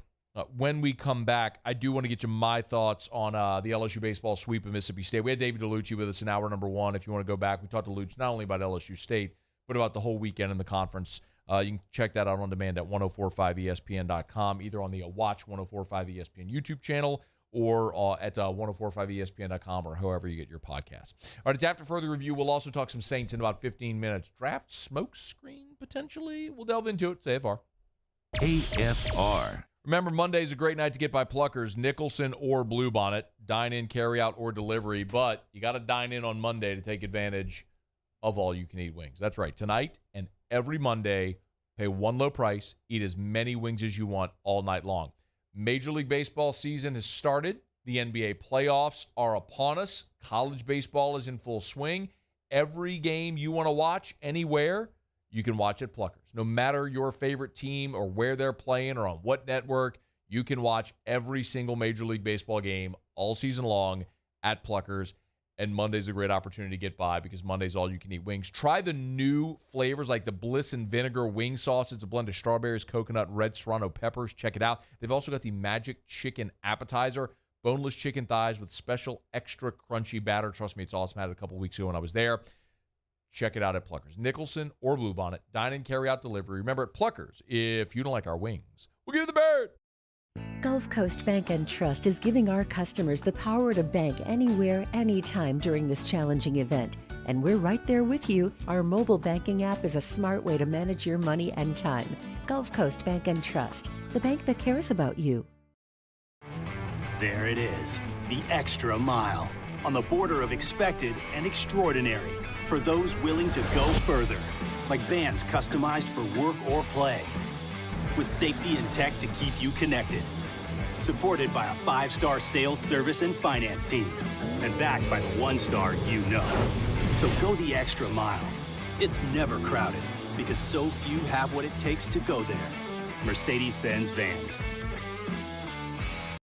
Are you a licensed contractor? There's lots of good contractors in Louisiana doing work the right way, but unfortunately, too many unlicensed contractors are working outside the licensing requirements. Working as a contractor in Louisiana requires a license for the company doing the work.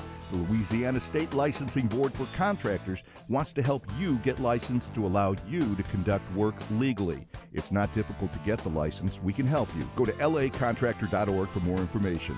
Licensed contractors, it's the law. This isn't just another day. It's so much more. Kelly's life was put on hold when her auctioneer primary care doctor discovered a rare blood disorder. Her doctor connected her to an auctioneer care team of cancer, heart, and kidney specialists. With multiple primary care locations around Baton Rouge, same-day appointments, and online scheduling, we're relentless about keeping you healthy. Auctioneer Baton Rouge, innovating healthcare for Kelly. I've been doing business with Luba for 25 years. They're dependable, trustworthy. It's just the attention to detail with our clients. Our folks have years and years of experience. They're highly trained professionals, but many companies have that asset. What I'd like to think makes Luba a bit different is that we use those talents in a way that truly is dedicated to serving the needs of the folks who depend on us. At All-Star Toyota, you get it all. If you're in the market for an all-new Toyota vehicle, come see our friendly and knowledgeable sales team at All-Star Toyota. Located in Baton Rouge at the corner of Airline and Goodwood, we've been serving our community since 2005 by offering a large selection of new Toyota cars, trucks, and SUVs. Get behind the wheel of your dream car and take a test drive at All-Star Toyota today.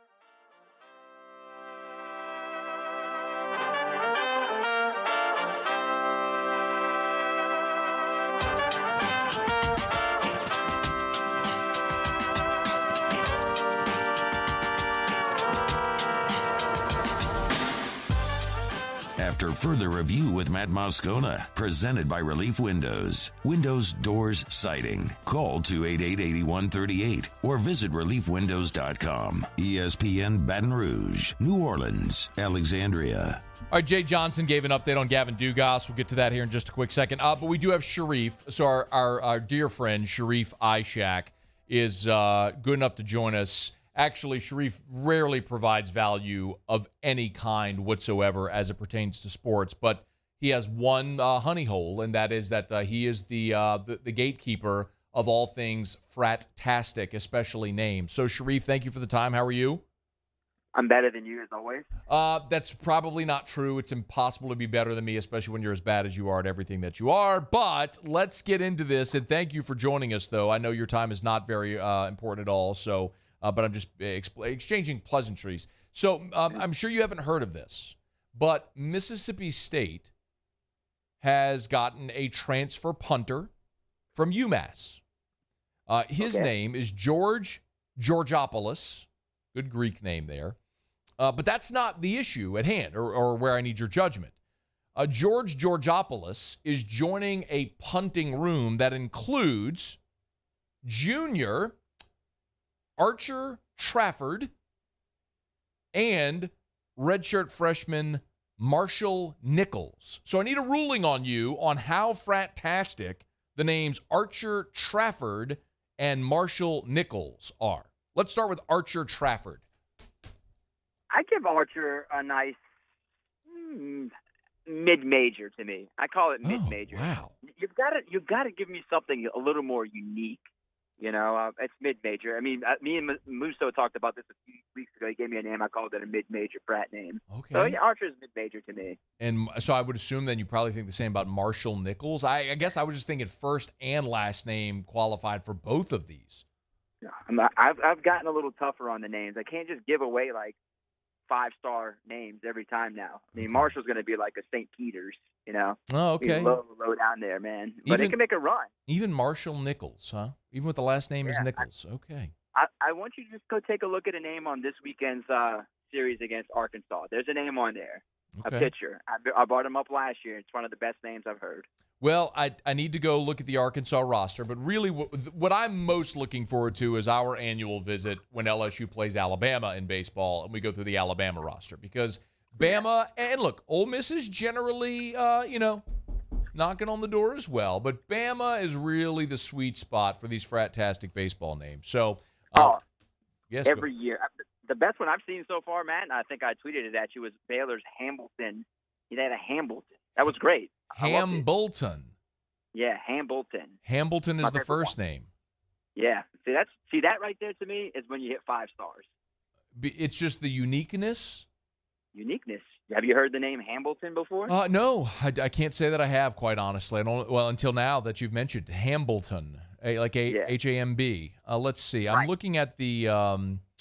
Let's see. You're going to recognize the Arkansas one real quick. I'm looking at it. Here we go. Man, boy, I would think that it's going to jump off the page, but you really have set it up. Pitcher. He's a left-handed pitcher. No, can't be him. He's a righty. Boy, he's definitely a pitcher. It definitely didn't jump off the page at me. Maybe you've really checked my radar here just on naming these. I just gave it to you. It's Zebulon. Oh yeah, I don't even see him on here. Nope, don't see him. Zebulon Vermillion. Yeah, I'm not seeing Zebulon Vermillion here on the roster. Disappointment if you can't find it. Just saw it. Oh, there it is. We're at number 88. Yep. He's a redshirt senior right-handed pitcher. So you were wrong again, Sharif. So once again, proving your lack of worth as it pertains to sports, and only worth as it pertains to identifying frat-tastic names, to which we do defer to your expertise.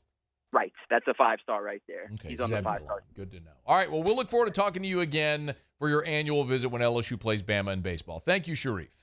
Absolutely. Can't wait. All right. That is Sharif Ishak from WDSU down in New Orleans. He is the gatekeeper. He is the gatekeeper. If you want to judge how frat-tastic a name is, just lay it at his feet and let him discern. That is your gauge. All right, it is after further review. Glad to have you aboard with us here. All right, so LSU goes and they take 2 out of 3. They sweep Mississippi State this weekend. Let me not shortchange them a game. It's weekends like this are why I love baseball. In football, and we all love football, I understand we all genuflect at the purple and gold altar. It is the religion here. I love football as much as everybody else does. But especially in college football, if you trip up in September, you're done. In baseball, you always have a chance to improve. You can get it. It is allowed that you get better. And as long as you're playing your best, come June, you can win a championship. We have seen it before. I mean, there were that Mississippi State team we talk about from 2018, I think it was, when Canizero got canned. They went 15-15 in the league. They got hot, made it to Omaha. And they were in the winner's bracket in Omaha. That really good Oregon State team bounced them. We've seen it before, where teams get hot at the right time and make a run. 2008 LSU is a great example of that. What were they 5-11-1 in conference, and they went on a tear and won 23 in a row. Like, you can get better. It's allowed in baseball. And I think what we've seen from LSU this weekend is a team that found its footing. Absolutely, Friday night, you got a little bit of, I don't want to say fortune, because you had to make the plays, but go straight to the end of the game. And I'm not dismissing everything that happened in between, which we'll come back to, but you go to the end of the game. It's the 9th inning. You're down to your last strike. Hayden Travinski looks at a pitch. That's a borderline call. He gets the call. And, I mean, Fristow did not recover from that mentally. He walks Travinski. He hits pinch hitter Josh Stevenson, throws a wild pitch, 2nd and 3rd. Trey Morgan, boop, just drills one straight up the middle. You're tied. And then Dylan Cruz with the blast to give LSU the the cushion, and then Gervais closes it out. All that, of course, doesn't matter if Eric Reyzelman didn't do what he did in the 7th. Comes in second and third, nobody out. Jay Johnson pushed the right button. He needed a strikeout. A ball to the outfielder on the right side probably scores a run. But you bring in Reyzelman, he gets the K. Reyzelman gets the K, then beautiful, you bring the infield in, grounder to Doty at second, he makes the play at home. Reyzelman gets a K for the third out, and he gets out of it. I mean, that is an incredibly high leverage situation, and your guy made the pitches. And that really was the story of the weekend. You go into Saturday, and look, you got off to a great start with 3 runs in the top of the first. The book was very clearly out on that day where you were going to see a lot of breaking balls and a guy that really struggled with Stinnett, who struggled to throw strikes. LSU was very patient. He finally gave in, threw one over the plate to Barry, who crushed it in the first, drew up 3-0. Blake Money gave you what you needed. It was a windy day. A few left the yard. That's sort of been the book on Mississippi State. But look at what happened after that. Every single reliever that came in inherited runners on base, and none of the runners scored. All of the relievers inherited runners on base, and some were in like legit tough situations. Devin Fontenot with the bases loaded. Boom, 3-pitch strikeout. Nasty. That's what a dude who's been there in those situations before can deliver for you. Jay Johnson and Jason Kelly were flawless. They were flawless this weekend in how they managed the pitching staff. And that really is going to be your formula going forward. They found it. It's not to say it's going to work every weekend.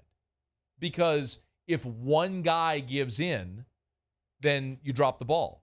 But that has to be LSU's approach. Because you don't have 3 starting pitchers that you feel like you can give the ball to that are going to give you 6, 7, 8 innings.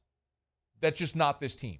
So you're going to have your starter, if it's Mikhail Hilliard or Blake Money, or if it's Dutton or Taylor, whoever's next, and you're going to say, get me 9 outs, give me 12 outs, give me 15 outs, whatever you can get me. And as soon as we start to see the foundation wobble like a Jenga tower, we're going to go get the guy who, in this leverage situation, we feel like this matchup against that hitter gives us the best chance to get out of it. LSU's strength is its depth, the number of arms that they feel like they can give the ball to that can get them outs. It's not the 6 guys that you feel like you're going to run through a postseason tournament with just those arms. They're going to need a dozen guys. Maybe not a dozen. It's fair to say there's going to be 8 to 10 guys they lean on pretty heavily. And you're going to see that. Jay Johnson, before the season started, told us we're going to see a lot of long games. He's right. You're going to see a lot of pitching changes. You're going to see a lot of long offensive innings from this team, which is going to make for long baseball games. But it's how they're going to – this team is going to have to win. It's not, he said it. It's not going to be like that forever. But you saw how it can work this way. The formula is there. Now they have to keep going and executing it week in and week out. A couple of other things we saw this weekend. So we've kind of been pushing for this a little bit. We've talked about it a bunch, but the 2 freshman outfielders have been really impressive. Josh Stevenson is a better player today as a freshman than his brother was, Andrew Stevenson, as a freshman. I'm not saying better overall. Andrew's in the pros, okay? He's in the show. But Josh Stevenson is a better player as a freshman right now than his brother was at this point. And I'm very excited to see him in left field. And then how about Josh Pearson? Josh Pearson today was named co-freshman of the week by the SEC. Hit .462 with 2 homers, 6 RBI, scored 2 runs. He was 6 of 13 on the weekend. And damn near every ball he hit hard. That kid does not get cheated, and he plays a very solid right field. I'd even point out on Saturday when State made a pitching change and they went to the lefty, the hard-throwing lefty, Hunt, Pearson came up and had an 8-10 pitch at bat where he just kept fouling off pitches. His job in that spot is don't be afraid to hit with 2 strikes, make that guy show everything in his arsenal, and he did. That's a mature at-bat that not everybody on this roster, certainly not everybody in college baseball has the ability to hit with 2 strikes, but Pearson has it. He's unafraid. By the way, here was Jay Johnson today talking about the freshman Josh Pearson, who was named SEC Co-Freshman of the Week. He's very mature for his age, came in with a better hitting foundation than most players do as freshmen. You know, we cross what I would call the top of college baseball. We all get talented guys, but there's a big difference between having talent and being ready at this level. He's very coachable. He's very smart. I think getting some at-bats under his belt early was good. I've seen a noticeable difference in him just being in control of himself and slowing the game down. I think the talent you knew was there. His probably of the freshman class of position players was the guy I was most high on when I came here. But it felt like his time was coming. We've kind of played him more and more over the last 3 weeks, and he did a great job this weekend. I mean, you point to the 3 hits and 2 homers. Obviously, yesterday was a very loud day, but he had 2 hits, 2 really good at bats, 3 really good at bats on Saturday. He's your answer in right field. Jacob Berry is more comfortable at third. It's clear, and you know what Berry's really good at? Jacob Berry's really good at charging the baseball. Whenever there's a slow roller or a chopper to third, he's very good at charging the baseball and making a throw. He kind of gets eaten up on harder hit balls when he has to lay back. But Jacob Berry at third is your answer. Pearson and right is your answer. And look, it looks like Gavin Dugas is probably going to be out for a while. Jay was asked about Gavin Dugas, who was in the lineup on Friday and then was a late scratch. Here was the non-update from Jay. I actually just talked to him. He was evaluated this morning. We're just kind of waiting some results. Yeah. And for all indications, it doesn't sound good. What I was told is, like, it's a hand injury. It's not expected to be season-ending, but it is something that's expected to keep him out for an extended period of time. Here's hoping it's not that serious and he's able to return sooner than later. But in the meantime, Stevenson is a better option in left than DiGiacomo. Pearson's shown that he deserves to be your everyday right fielder right now. That solves your problem defensively in the outfield. To go Stevenson, left to right, Stevenson, Cruz, Pearson, that's your answer defensively. And you get 2 guys with a high ceiling offensively as well. So that part is coming together. You obviously have to figure out catcher. And I know we've done the whole thing back and forth about Milazzo, Travinski. The point that I've made over and over again is if you just want Travinski for his bat, what happens when you have a 0 for 12 weekend with 5 strikeouts? Well, Friday and Saturday, he was 0 for 5 with 5 strikeouts and played a subpar catcher. So that's why when Milazzo's ready, he's going to be your everyday catcher. It's not to say that there won't be days where McManus catches or Travinski catches or Travinski DHs or Travinski, you give Milazzo a day off and Travinski catches. Maybe you think it's going to be a more offensive day, so you put Travinski in for his bat. Like, those days will happen, but you're going to see Milazzo be the starter for the exact reason that you saw this weekend. Because you're just going to have days. Every hitter in the world has days where they go through a weekend and they're 0 for 12. Like, it literally happens to do the greatest hitter in the world. So that's always the challenge. And in an offensive lineup like LSU has, if you get a chance to add a premium glove, an elite glove at a premium position, you're going to do it, which is why Milazzo is going to be in there whenever he's healthy, which hopefully is sooner than later. So, but massive for LSU. Listen, you go sweep Mississippi State, and then you come out of this weekend now, 1 game out of first in the West, and you're going to Arkansas, the team you trail by 1 game, which is themselves coming off a series loss to a Florida team that you already beat in Gainesville. Feeling pretty good about yourself. Go see if you can take 2 this weekend up in Fayetteville. All right, it's After Further Review. We're glad you're with us. Remember, you can bet on college baseball on the DraftKings app. DraftKings Sportsbook. Download the DraftKings Sportsbook app. Use the promo code Baton Rouge. They always have great promotions going on at the DraftKings Sportsbook app. Y'all, the NBA play-in game is coming. NBA play-in just before the playoffs is coming. The official sports betting partner of the NBA is the DraftKings Sportsbook. And right now, new customers can bet $5 on any team to win in the play-in and get $150 in free bets instantly. You clinch no matter what. So no matter what team you bet on in the play-in, bet just $5, and they'll give you $150 in free bets instantly right now at the DraftKings Sportsbook app. Of course, you got same-game parlays. Download the DraftKings Sportsbook app now. Use the promo code Baton Rouge. That's so important.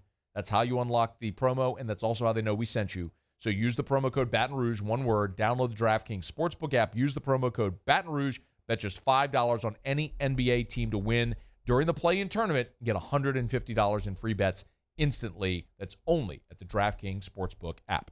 21 and older, physically present in Louisiana. Availability varies by parish. Eligibility restrictions apply. See DraftKings.com/sportsbook for full terms and conditions. Licensee partner Golden Nugget, Lake Charles. Gambling problem? Call 1-877-7-STOP. AFR. Spring clean your garage with a newer pre-owned vehicle from Corval Toyota, where you never pay over MSRP. There's no markups, no gains. So reserve yours today. So come on down to Happy Town. That's Corval Toyota in Opelousas, Happy Town, USA.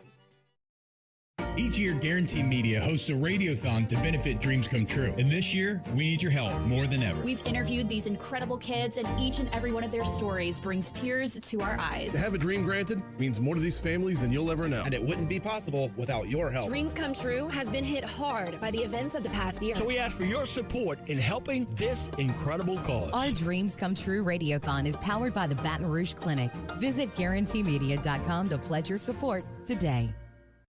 Gulf Coast Office Products is a nationally recognized Savin office equipment dealer based right here in Louisiana. Over 100 employees strong, Gulf Coast has the boots on the ground to support all vertical markets, from education, engineering, legal, and finance. With the latest in office technology, from desktop to production segment units, Gulf Coast and Savin have the perfect fit for you.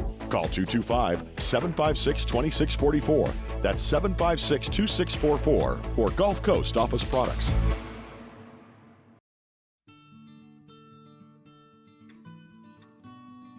This is a house call. This is a follow-up appointment. This is a diabetes checkup. This isn't just more convenient care, it's more advanced care. This is innovating healthcare at Louisiana's #1 hospital, Auctioner. ServiceMaster Elite create clean, disinfected work environments. As a local business, we take pride in serving the New Orleans and Baton Rouge areas. Our cleaning protocols follow CDC and OSHA standards for healthcare settings, offices, senior living, restaurants, and industrial plants. Contact ServiceMaster Elite to get your operation ready for reopening with germ disinfection cleaning. ServiceMaster Elite, the trusted choice in professional cleaning since 1996. There it is, the extra mile, on the border of expected and extraordinary, for those willing to go further, like vans customized for work or play, with safety and tech to keep you connected, supported by a 5-star sales, service, and finance team, and backed by the 1-star you know. So go the extra mile. It's never crowded, because so few have what it takes to go there. Mercedes-Benz Vans. Eli's always been into grilling. It took us a while to see it, but the signs were there. What are you doing, Eli? I knew grilling was my thing. I have been talking about it throughout my career. Happy with the results? I am. Got the new grill from barbecueguys.com. It performed great. My advice, as I always told my boys, do more of what you're born to do. Barbecue Guys, for those who were born to grill. You want cheese on your burger, Pops? I'll take a little cheese.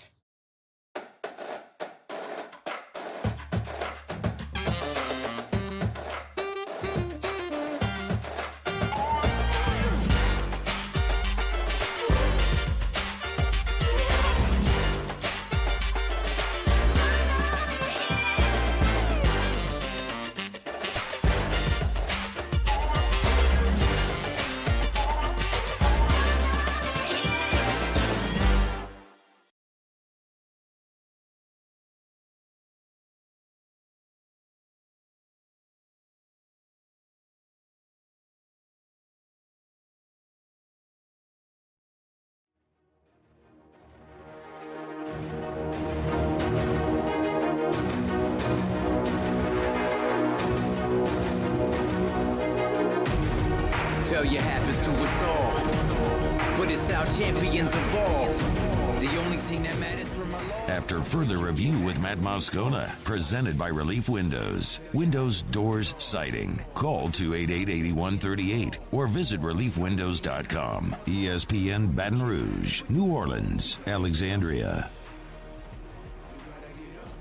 Well, as we count down the days to the NFL draft, this is the fair warning PSA that every year around this time I feel like we have to throw out there. The draft is a ton of evaluation, of course, but it is also a gigantic game of chicken.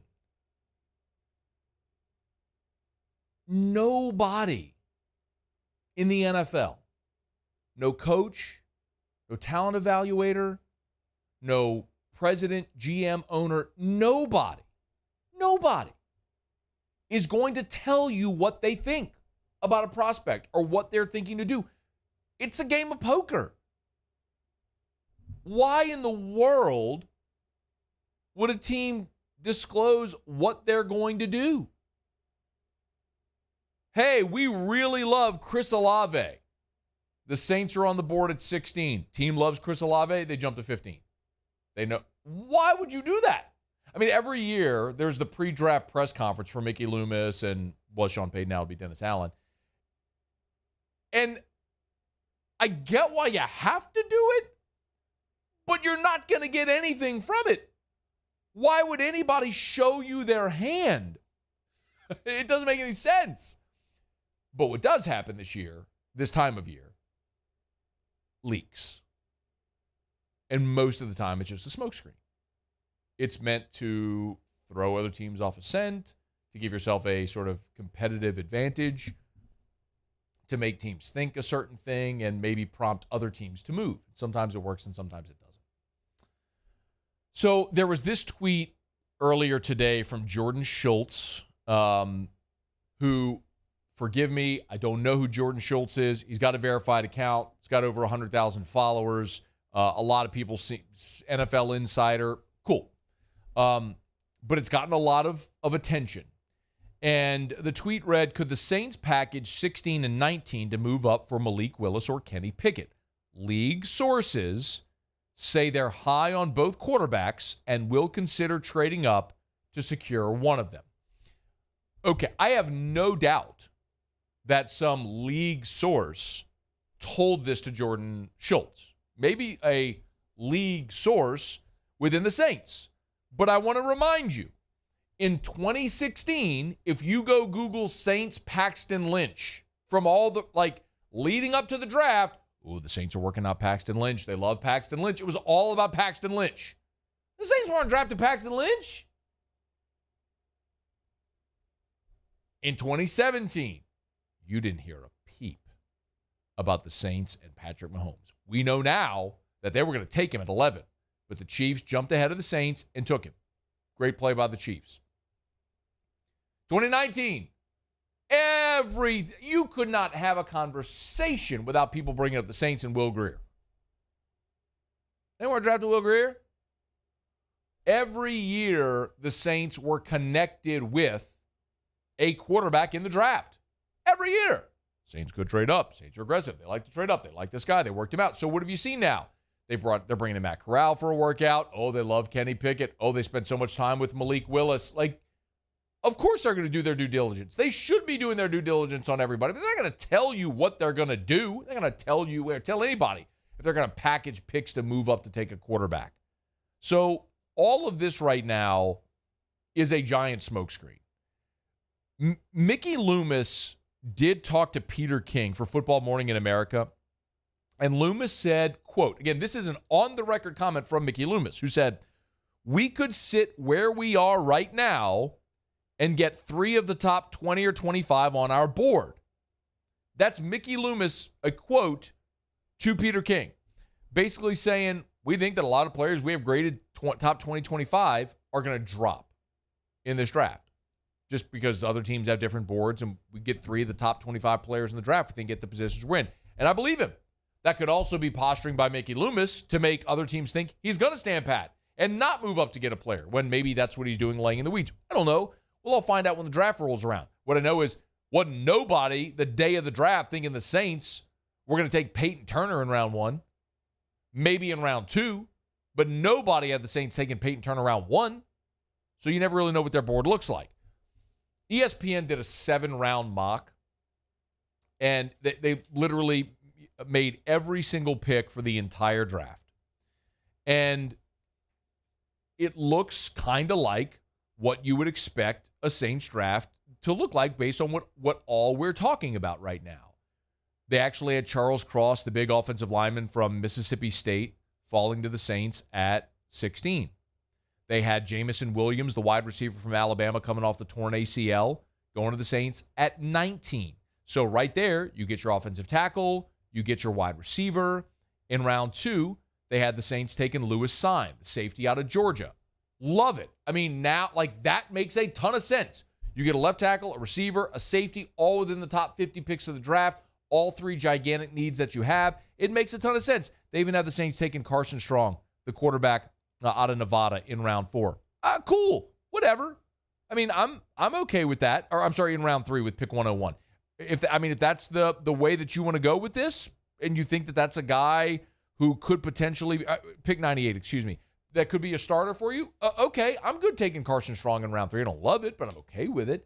Point is, however this draft goes for New Orleans, I'm less concerned with where they take certain prospects as long as they check certain boxes. As long as you get a starting receiver, as long as you get a starting offensive tackle, as long as you get a starting safety, I'm good. Everything else, I would love it if they address running back in this draft. If they do take a quarterback they think can be a starter, okay, whatever.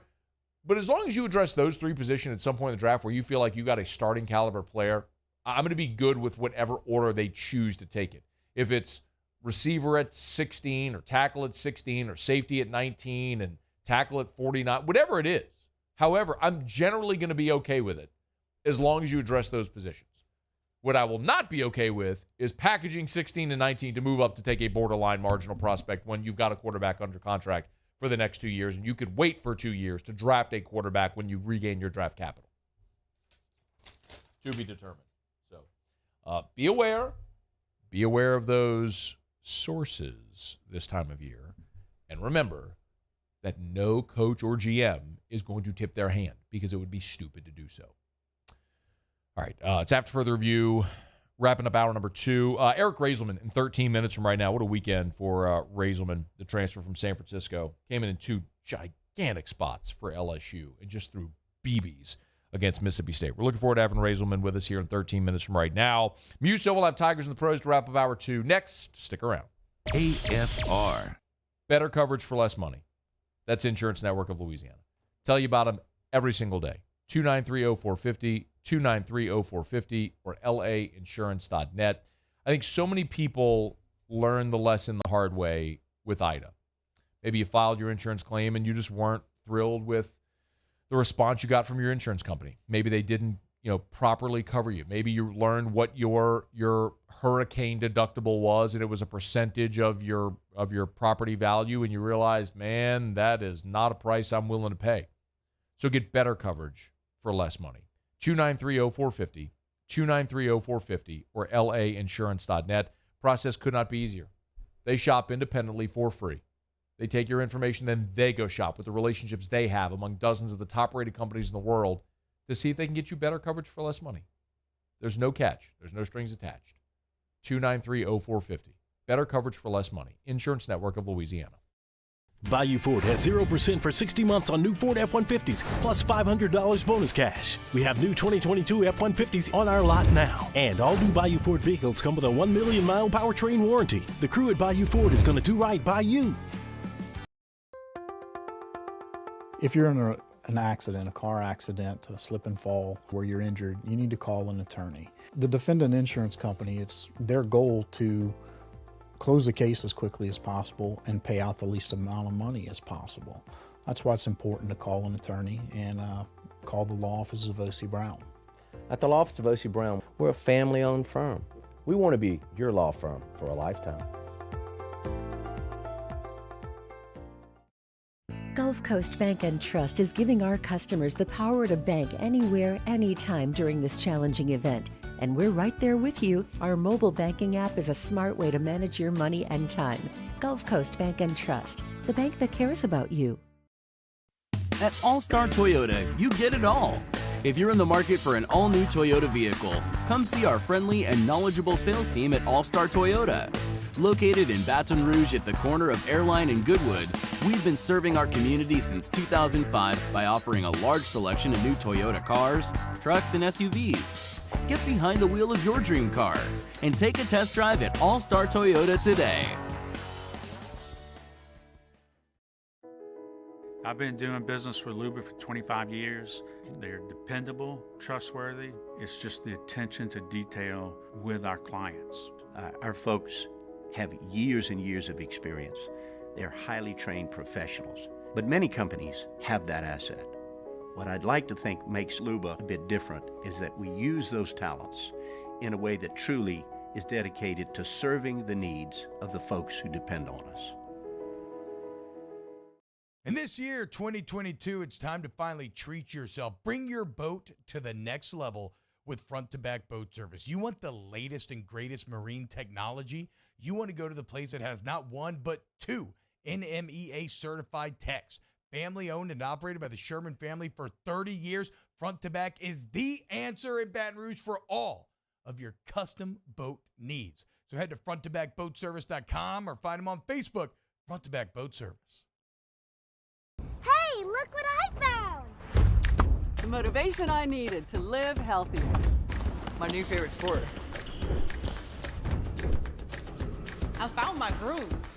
I found I'm part fish. My second win when I needed it most. I found more than a gym. The affordable childcare this mom needed. Time for myself. We found our why. Have you found yours?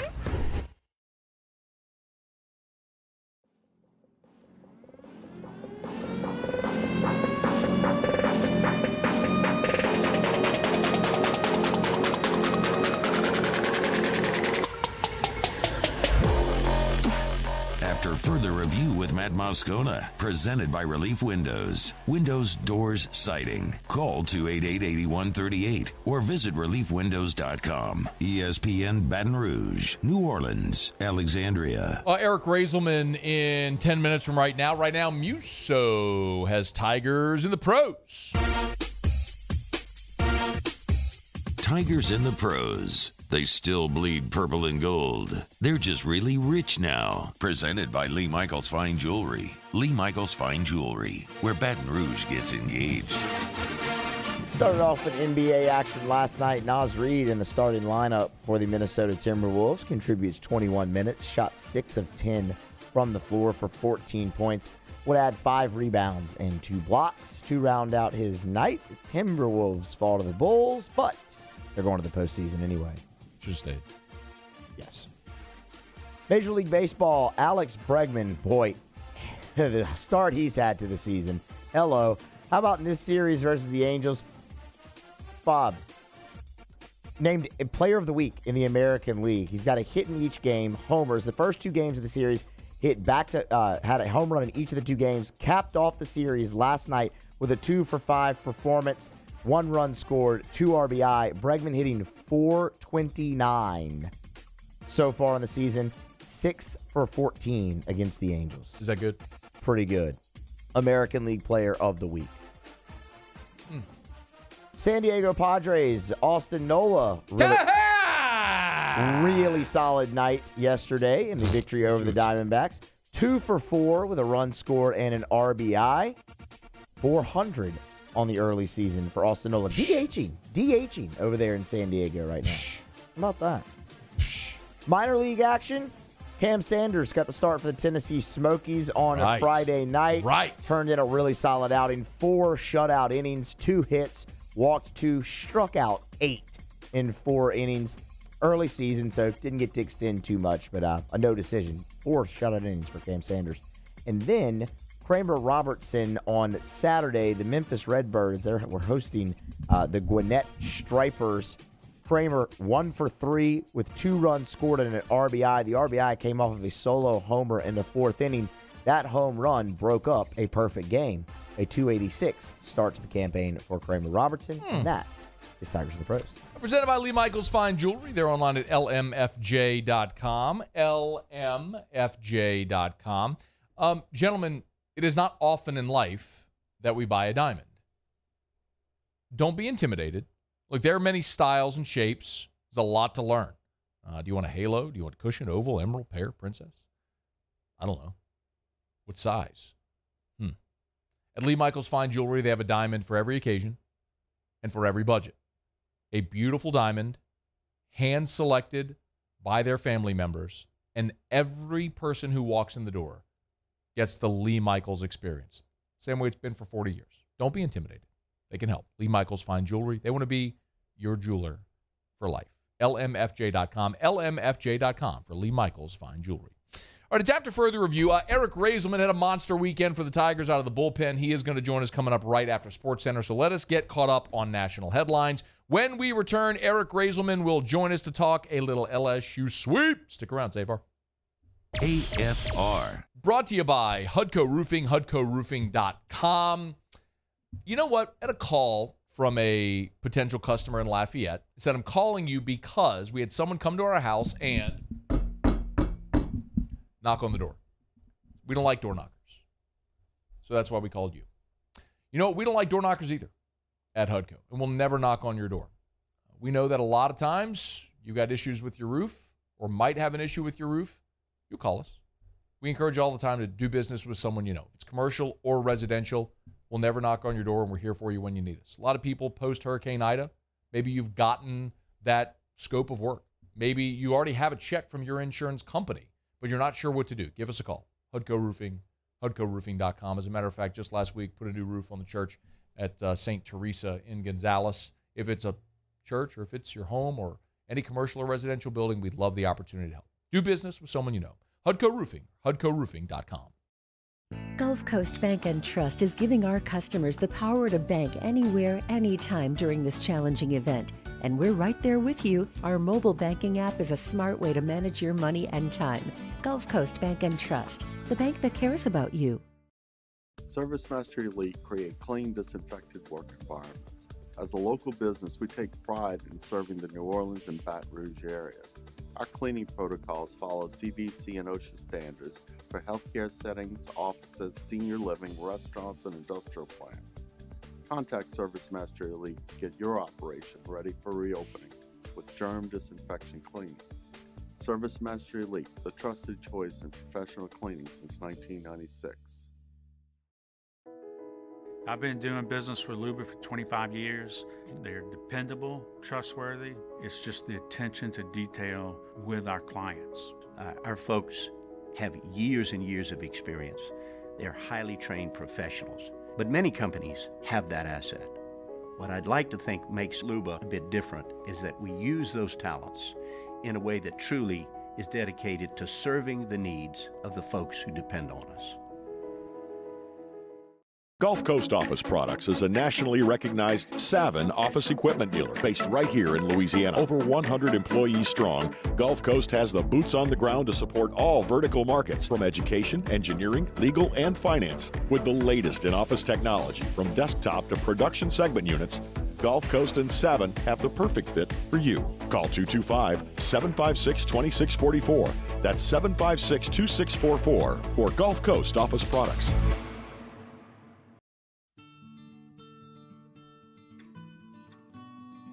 This is a house call. This is a follow-up appointment. This is a diabetes checkup. This isn't just more convenient care, it's more advanced care. This is innovating healthcare at Louisiana's #1 hospital, Ochsner. At All-Star Toyota, you get it all. If you're in the market for an all-new Toyota vehicle, come see our friendly and knowledgeable sales team at All-Star Toyota. Located in Baton Rouge at the corner of Airline and Goodwood, we've been serving our community since 2005 by offering a large selection of new Toyota cars, trucks, and SUVs. Get behind the wheel of your dream car and take a test drive at All-Star Toyota today.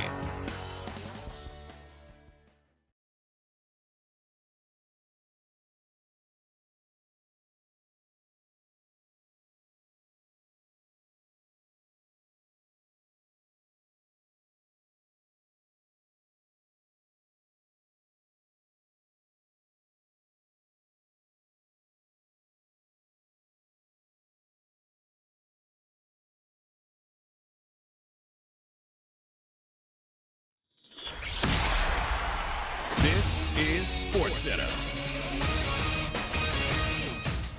I'm Christine Lisi. This is what you need to know. Frank Vogel is officially out in L.A. The Lakers fired their head coach one day after their 33-49 missing out on the play-in season came to an end. Lakers widely underachieved this season, but Vogel is not the only one to blame, believes First Take host Stephen A. Smith. The ultimate level of culpability falls on the shoulders of LeBron James, who signed off on Russell Westbrook, who had the worst season of his career, and Anthony Davis, who is always injured. If Anthony Davis is healthy, even with their problems, at the very least they're a 500 team and they're in the play-in. Stephen A. Smith on Keyshawn, J. Will, and Max. The Timberwolves signed coach Chris Finch to a multi-year extension. Minnesota hosts the Clippers in the West 7-8 play-in matchup tomorrow night. The Kings won't bring back interim coach Alvin Gentry. They're opening up a search for a new head coach. He and the team are discussing a front office role. St. Peter's hired Wagner's Bashir Mason as their new basketball coach. He replaces Shaheen Holloway, who returned to his alma mater of Seton Hall after leading the Peacocks to the Elite Eight last month. ESPN Radio is presented by Progressive Insurance. Progressive Commercial Insurance can protect your small business with over 30 coverage options, an easy-to-use mobile app, personalized discounts, and more. Get a quote in as little as 6 minutes at progressivecommercial.com. Discounts and coverage selections not available in all states or situations. Matt Moscona. I'm very important. After further review. Say it one more time. After further review with Matt Moscona. And here we go. ESPN Baton Rouge, New Orleans, Alexandria. Live from the Mercedes-Benz of Baton Rouge studios.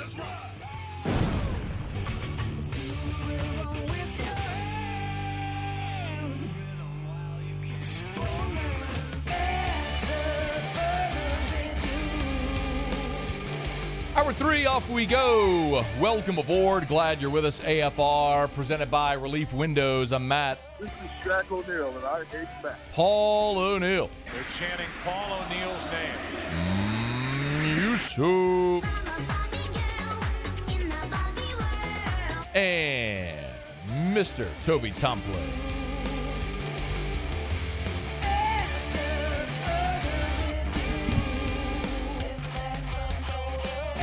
All right, we're here. Glad you are as well. Get out there and make it a good one. 5 o'clock quitting time.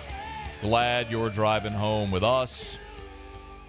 LSU football had its second full scrimmage of spring this past Saturday. I want to let you hear some more of what Brian Kelly had to say coming out of it. But, man, what a massive weekend for LSU baseball. Going into this weekend, back-to-back road series at State at Arkansas. They were 4-5 in the conference. How about a little sweep action to put LSU one game out of first? And really a major part of it was getting through Friday, and it was this guy, Eric Reyzelman, a bases-loaded jam. Nobody out, entered with 2 on, but nobody out, and ends up getting a strikeout, ground out fielder's choice at home, strikeout, and LSU escapes and gave him the opportunity to come back and win it in the 9th. Eric Reyzelman, good enough to join us on the show. How are you, man? I'm doing well, Matt. Thanks for having me. Man, it's our pleasure as always. Let me just start there. Let me go to the 7th inning on Friday. Jay gives you the ball. What does he say to you, 2nd and 3rd, nobody out? Oh, man, it's the same every time he gives us the ball. He lays out the situation, stays real calm, lets us know that, we're whoever's in that moment is the person that he put in. There's a reason he put us in. He has full confidence in us, tells us how to go attack the next guy, and he lets us go do our thing. So it's kind of the same for every pitching change he makes, Coach Kelly makes. Tell us what we need to hear, and then we go at him. Did that one feel different? So I tweeted after the game, or during that moment, that was the biggest spot of your baseball life. And you and I spoke when you committed to LSU. I would imagine on the road, Duty Noble Field, 14,000 people, defending national champs, that situation is like, have you ever been in a situation that high leverage before that you can remember? No, not even remotely close at all. And so to escape it, I mean, we saw the emotion, right, of you running off the mound. Like, just walk me through the moment of getting the swinging strike 3 to get out of the 7th with the bases loaded on a 3-2 count, by the way. Give me that moment, like release ball, strike 3, go. I mean, I'm unconscious, and it's just, it's not really specific to that moment. I think it's every time I pitch. I kind of lose consciousness when I'm in, lose consciousness when I'm kind of on my way back to the dugout, and then I regain it after, 10 or 20 seconds of sitting down, once I get back in there. So I don't really remember too much of it. I just know that that pitch just took a little bit off, tried to tail it, right into the middle of the zone. I really just started outside, let it run, let it do its thing, and, hope for the best. I think the cue that I tell myself in pitches like that, where it's kind of a do or die pitch, is it's me versus you. And I'm going to come at him with everything I have. And if he beats me, he beats me. But, the thing that us as pitchers, we kind of have to remind ourselves is, 70-80% of the time we're going to come out on top. And as long as we're confident in our stuff, that's what the result's usually going to be. You did take a little off. The swing and the miss was on a 93 mile an hour fastball. We've seen you run it up to 99. Have you hit 100 yet this year, practice or otherwise? Well, not on our scoreboard. I think someone was saying that one of the games that some gun had it, but I mean, I'm not going to really believe it. I'm not going to count it until I see it. But for me, 99 and 100 is. There's not too much of a difference. Oh, yes, there is. Oh, yes, there is, Aaron. I mean, one has 3 digits, and very few humans. Now, I get it. Very few humans can throw 99. But when you say 100, like you have to have the other digit on the scoreboard, that matters. How much does that matter to you to be able to do it? I think it'll be cool. I think it'll be a cool moment to remember. Definitely one that I didn't think I'd be able to, to accomplish throughout my baseball career. But I mean, for me, if it doesn't happen and I'm able to command the strike zone and throw off speed pitches for strikes, I'm just as happy. Really am. Y'all follow Eric on Twitter and Instagram. The bullpen transformation this weekend looked complete. I mean, or how Jay Johnson and Jason Kelly want to use the pen, like what the strategy is. Was it a conversation this week, like, hey guys, this is going to be the plan, that was different from previous weeks? I wouldn't say so. I think that we've kind of established, knowing that one guy's going to come in, do what he does best, as long as he can do it, and we're going to have another guy ready to come in, pick him up, or add another scoreless inning, whatever needs to be done. That's kind of the way we've been doing it. And I think this weekend just got amplified in just how exceptionally it worked.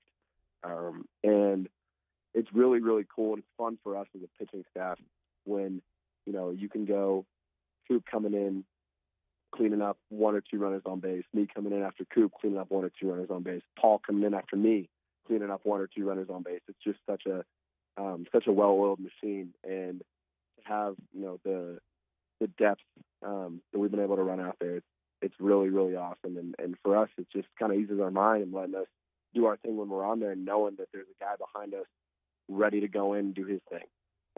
So definitely eases the mind a little bit and helps us, compete with our best stuff. And Saturday, Eric Reyzelman's our guest. Saturday still was a little surreal that every one of you guys inherited a runner on base, and none of the inherited runners scored. I mean, being a part of that, even that for you had to feel a little surreal that it went just as flawlessly as it did. That's the expectation every time. I think that on occasions where it doesn't happen and one of those runs is given up, if you watch that same guy who gave one up the next week or his next outing will make a point of being, meticulous, and, we'll strand guys, go out, throw another 0 up, and there'll be another guy that struggles that day. And it kind of goes back and forth. So on a day where everyone's got their stuff, everyone's competing, everyone's locked in, I mean, there was no selfishness. There was no, I'm going to throw the ball this hard. There was no, I'm going to snap off the best breaking ball. It was, I'm going to compete. I'm going to throw strikes, going to get our guys back in the dugout. And when that mindset, I think, is unanimous with everyone on the staff, good things are going to happen. Is it the first time that fans have counted your toe taps? It is. Ever? Yeah, no, I had no idea. Well, I didn't even know that it was going on. I was like, I don't really hear too much when I pitch, so I didn't know it was going on until I think the second to last guy. It was after the ground out, and I didn't even realize it was going on. And when I did, I think I went back and looked. I chuckled a little bit when I heard what was going on. But man, I loved it. That was such an incredible experience. I wouldn't trade it for the world. I think your highest number was 8. Were you messing with him at that point? The 8 was on purpose. So good. And, like, are you? Go ahead. Yeah, that's all I'm gonna say. The 8 was on purpose. I was into it. I was fired up, and the one thing I knew that if I went up to 8, I had to make that pitch. I had to put everything I had into that pitch.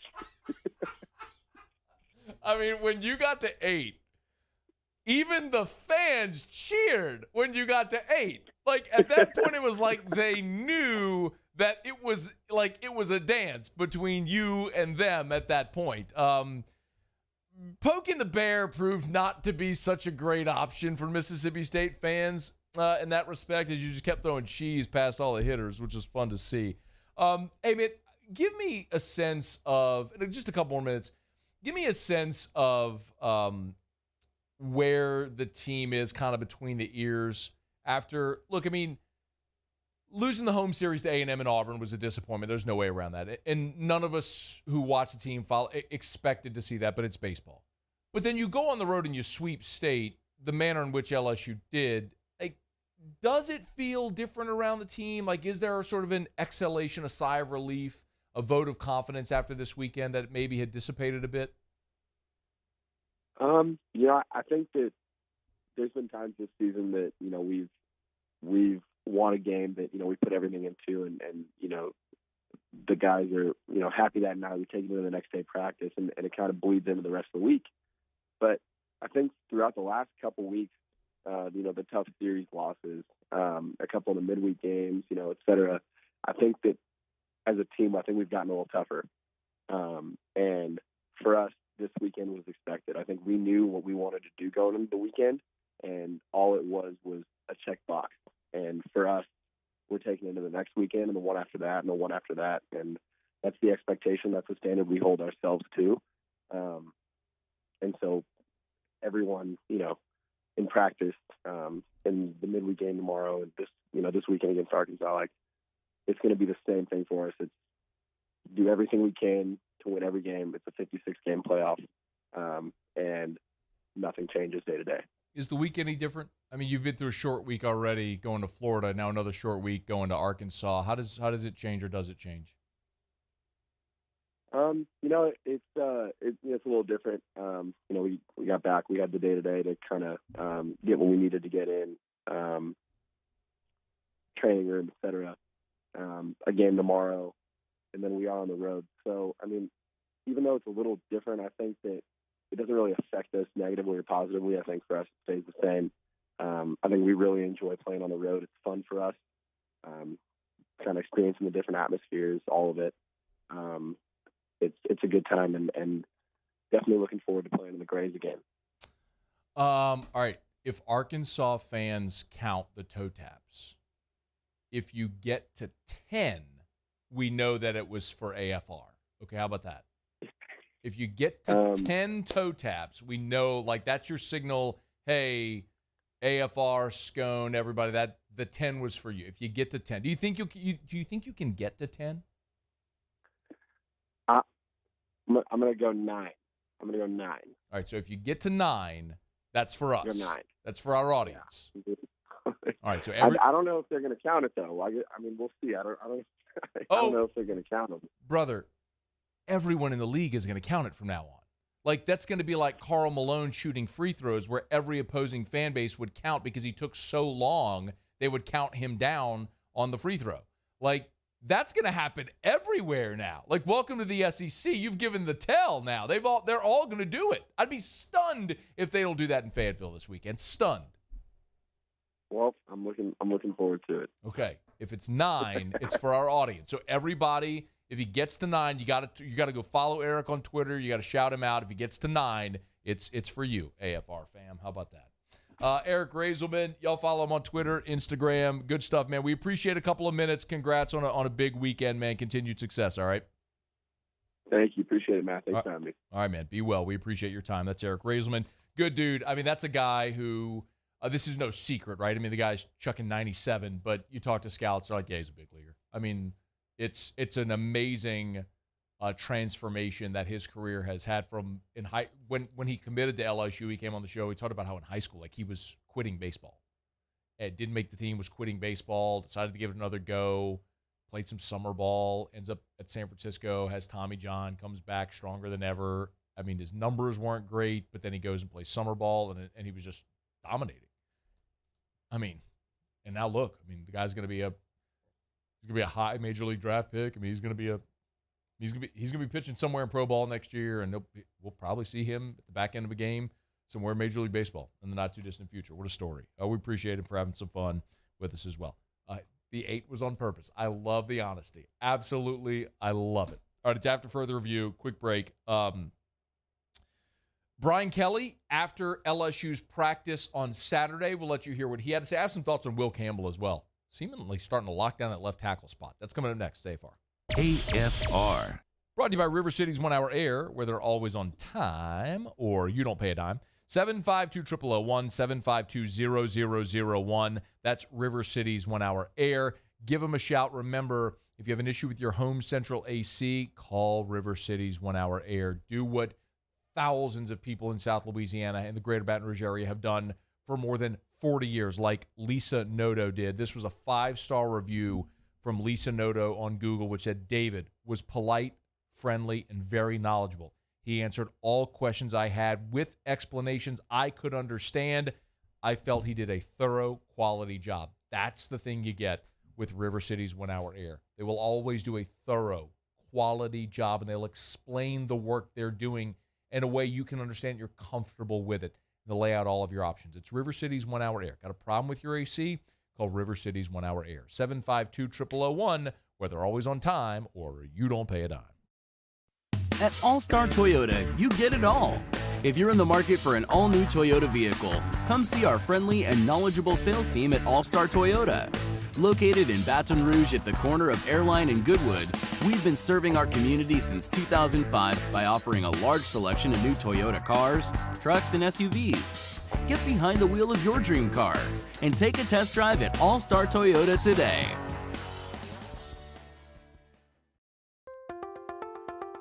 If you're in an accident, a car accident, a slip and fall where you're injured, you need to call an attorney. The defendant insurance company, it's their goal to close the case as quickly as possible and pay out the least amount of money as possible. That's why it's important to call an attorney and call the law office of O.C. Brown. At the law office of O.C. Brown, we're a family-owned firm. We want to be your law firm for a lifetime. Eli's always been into grilling. It took us a while to see it, but the signs were there. What are you doing, Eli? I knew grilling was my thing. I have been talking about it throughout my career. Happy with the results? I am. Got the new grill from barbecueguys.com. It performed great. My advice, as I always told my boys, do more of what you're born to do. Barbecue Guys, for those who were born to grill. You want cheese on your burger, Pops? I'll take a little cheese.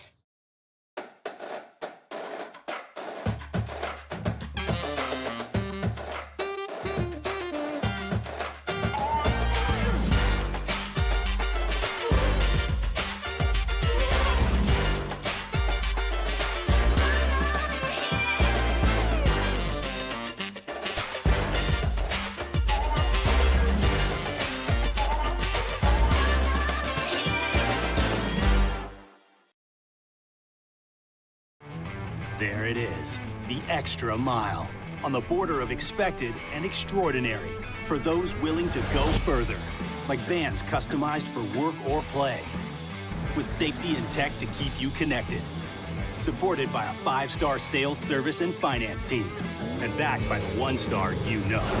So go the extra mile. It's never crowded, because so few have what it takes to go there. Mercedes-Benz Vans. And this year, 2022, it's time to finally treat yourself. Bring your boat to the next level with front-to-back boat service. You want the latest and greatest marine technology? You want to go to the place that has not one, but two NMEA-certified techs. Family-owned and operated by the Sherman family for 30 years, front-to-back is the answer in Baton Rouge for all of your custom boat needs. So head to fronttobackboatservice.com or find them on Facebook, Front to Back.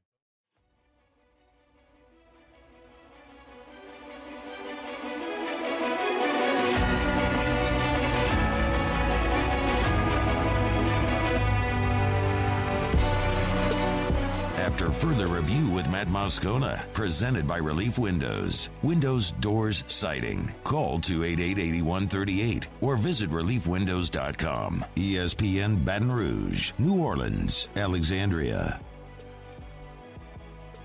Hey, remember, you can always text the show in the 225 at 396-4400, 396-4400. Lots of ways that you can get involved in the show. We appreciate you for being here with us every Monday. Been a great show, man. We had Dave Dellucci with us in hour one talking some SEC baseball. Brody Miller, who's been out at every LSU spring football practice, was here in hour two.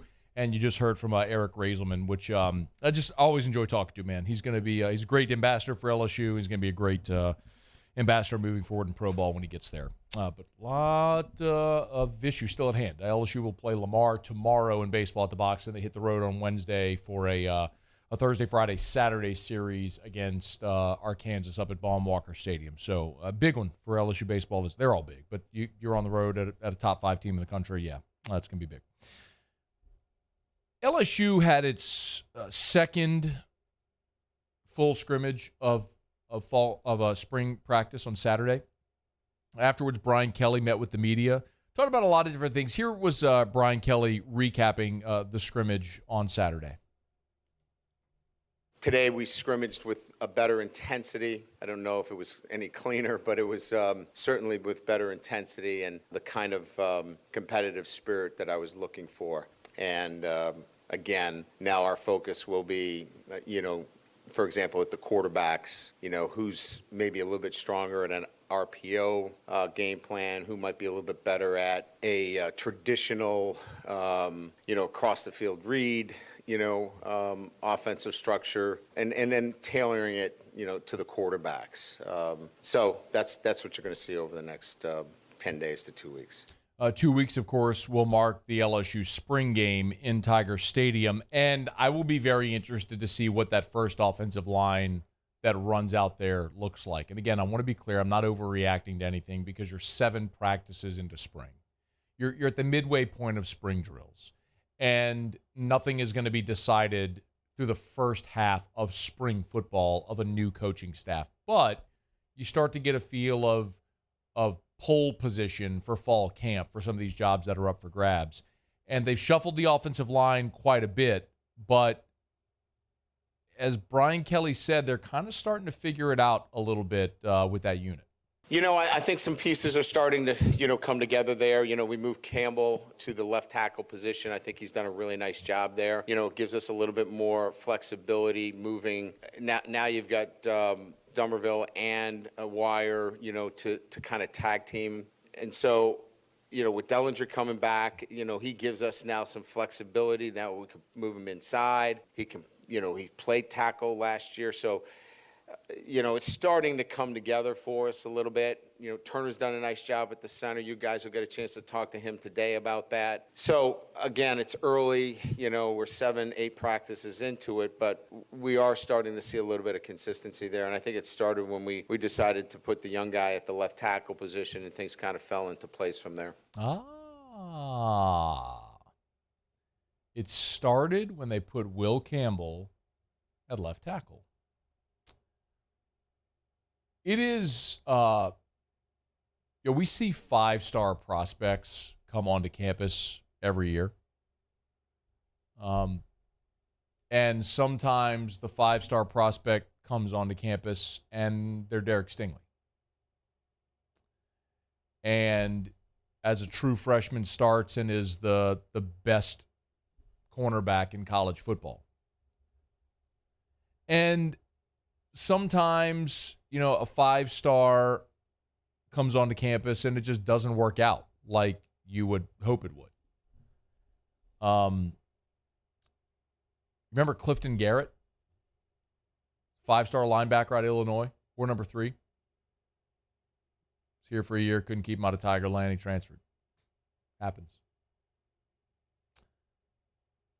When you have a guy like Will Campbell who shows up on campus, and I'm not trying to hype up the kid too much, 7 practices into spring. But you got to give some perspective here. Will Campbell, I know people say, well, he should be getting ready for his prom. But it's kind of true. Like, he's an early enrollee. Like, he should be finishing up his last semester of high school. And we see guys transition from high school to college as freshmen and do well. I just mentioned Stingley. Patrick Peterson did A-OK. Ruben Randall is a 5-star freshman. Like, it happens. You have freshmen that contribute. But usually it's skill positions. Because if you're fast, you're fast. If you could jump, you could jump. You know what I mean? If you're quick twitch, you're quick twitch. The difference on the line is the physicality. When Will Campbell's playing left tackle at Neville, the defensive ends he's going against are 6 foot 230. They're high school kids. You don't see Ali Gay. Even when you're playing at Neville. You don't see that guy every game, every day. So the physicality is the transition that's the hardest part for a lot of these guys. It's why you just don't see many freshmen step in right away and play on either line. That's why it takes a guy like Mason Smith to be able to step in right away and play. And even Mason Smith wasn't starting game 1, snap 1. I mean, the last time LSU had a left tackle starting as a true freshman in his first game of his career was Sadiq Charles in 2017. That was out of necessity. That was Ed's first season. And it was out of necessity because of injury and a lot of other stuff going on. Before that, I think we looked it up when Sadiq started. It was Lewis Williams, if I'm not mistaken. You got to go back to the mid-'90s. So you're talking about something that really happens like once every 20 years. But Will Campbell appears like he's ready for the physicality, and that's before he's even had a full offseason with his college strength and conditioning coordinator. Normally, these guys show up in June. They have a full summer of working out and getting stronger with a college strength and conditioning program. He hadn't even had that yet. Like, he went from playing in the state playoffs in December to early enrollee in January to hitting the practice field in February. Or March, I guess. And he's out there already halfway through spring trying to lock down left tackle. One more from Brian Kelly on Will Campbell's maturity. Generally, you come in as a freshman, you don't know where their maturity level is emotionally. If they get beat on a play, how do they come back the next play? Is it going to affect them? He moves on to the next play. And I just think it's an emotional maturity that he carries as a freshman that's made him a guy that we can plug in as such a young player. And you don't know until you do it because he's going to have some failures and see how he handles himself. And he just bounces right back in there and gets after it. And so that's kind of what we saw the first 3 or 4 practices. We wanted to make sure that he had that kind of maturity. And we saw it over 3 or 4 practices and said, all right, it's time. Let's get him in there. 3 or 4 practices. It's time. Let's get him in there. 3 or 4 practices. True freshman, early enrollee. 3 or 4 practices. Most guys are still trying to figure out what line to stand in for sprints. They're starting him at left tackle. Even the vet, Charles Turner. Brian Kelly mentioned that Meady got talked to Charles Turner. Of course, they asked Charles Turner about the freshman, Will Campbell. Here's what he said. Will Campbell, he's been doing tremendous. Coming in as a freshman, you don't see very many freshmen like him. He's very, very physically ready to play the game. There are things that he has to work on. There are things that everybody has to work on. But at the end of the day, I feel like he could help us a lot this year. It's funny hearing that from Charles Turner because when Charles Turner signed with LSU, again out of IMG, he was always going to be a center. But when he signed, he was listed at 6'3", 266. Like, he was small. He was physically not ready. Like Charles Turner, they knew they were taking him to play center, but it was going to take a while to get him physically ready. So if anybody knows it, it's him. A lot of reason to be excited. LSU's still in the mix for Steen, the transfer from Vanderbilt. There's a couple of former five-star offensive linemen from Georgia, one a tackle, one a center, that jumped in the portal over the weekend that LSU certainly could target. So there's work to be done. Brian Kelly said at his pre-spring press conference they need to add a tight end, and his quote was, "We're not done on the offensive line." But, man, if Will Campbell emerges and can be a day one starter at left tackle, and now all of a sudden you've got an experienced guy like Wire and a transfer like Frazier with as much experience as he has, battling out at the other tackle spot, and now you can kick Dellinger to the interior. I mean, all of a sudden now, that answers a gigantic question and gives you stability across your line. All the dominoes start to fall into place. It's early. I mean, you're halfway through spring. I'm not ordaining him. But Brian Kelly knows what he's talking about. Like, we've been through his track record of putting offensive linemen into the NFL. Guy knows what he's looking for. And for him to say after 3 or 4 practices, we're like, all right, let's put him in there. I mean, that's a hell of a hat tip and an attaboy to a freshman in Will Campbell. If you're excited, you should be. I don't know how you couldn't be excited when you hear stuff like that. But I'm going to be most interested to see what that first offensive line looks like in the spring game. When they run out there, and Brian Kelly also said, look, they may not have enough players. They may not be deep enough to be able to have a traditional spring game. It may just have to be offense against defense, which is fine. I'd rather see first-team offense, first-team defense. I'd rather see that. But we'll find out a week from Saturday.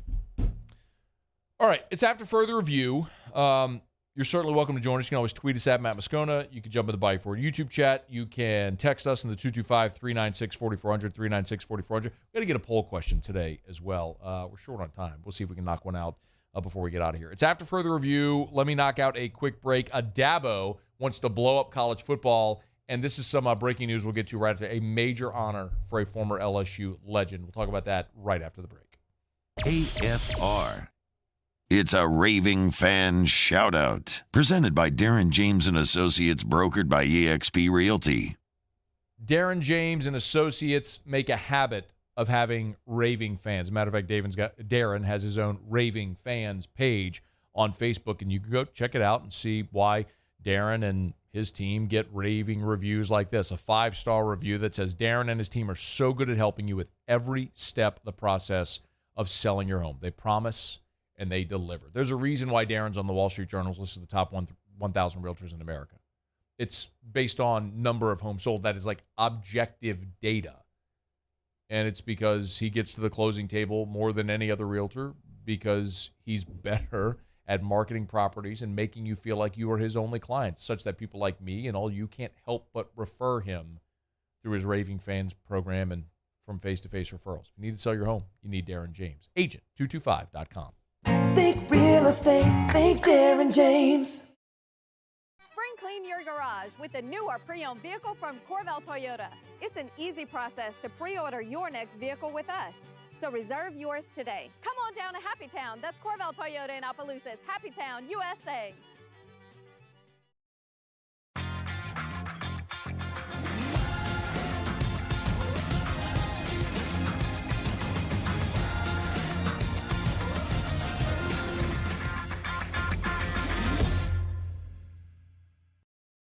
Each year, Guarantee Media hosts a radiothon to benefit dreams come true. And this year, we need your help more than ever. We've interviewed these incredible kids, and each and every one of their stories brings tears to our eyes. To have a dream granted means more to these families than you'll ever know. And it wouldn't be possible without your help. Dreams Come True has been hit hard by the events of the past year. So we ask for your support in helping this incredible cause. Our Dreams Come True radiothon is powered by the Baton Rouge Clinic. Visit GuaranteeMedia.com to pledge your support today.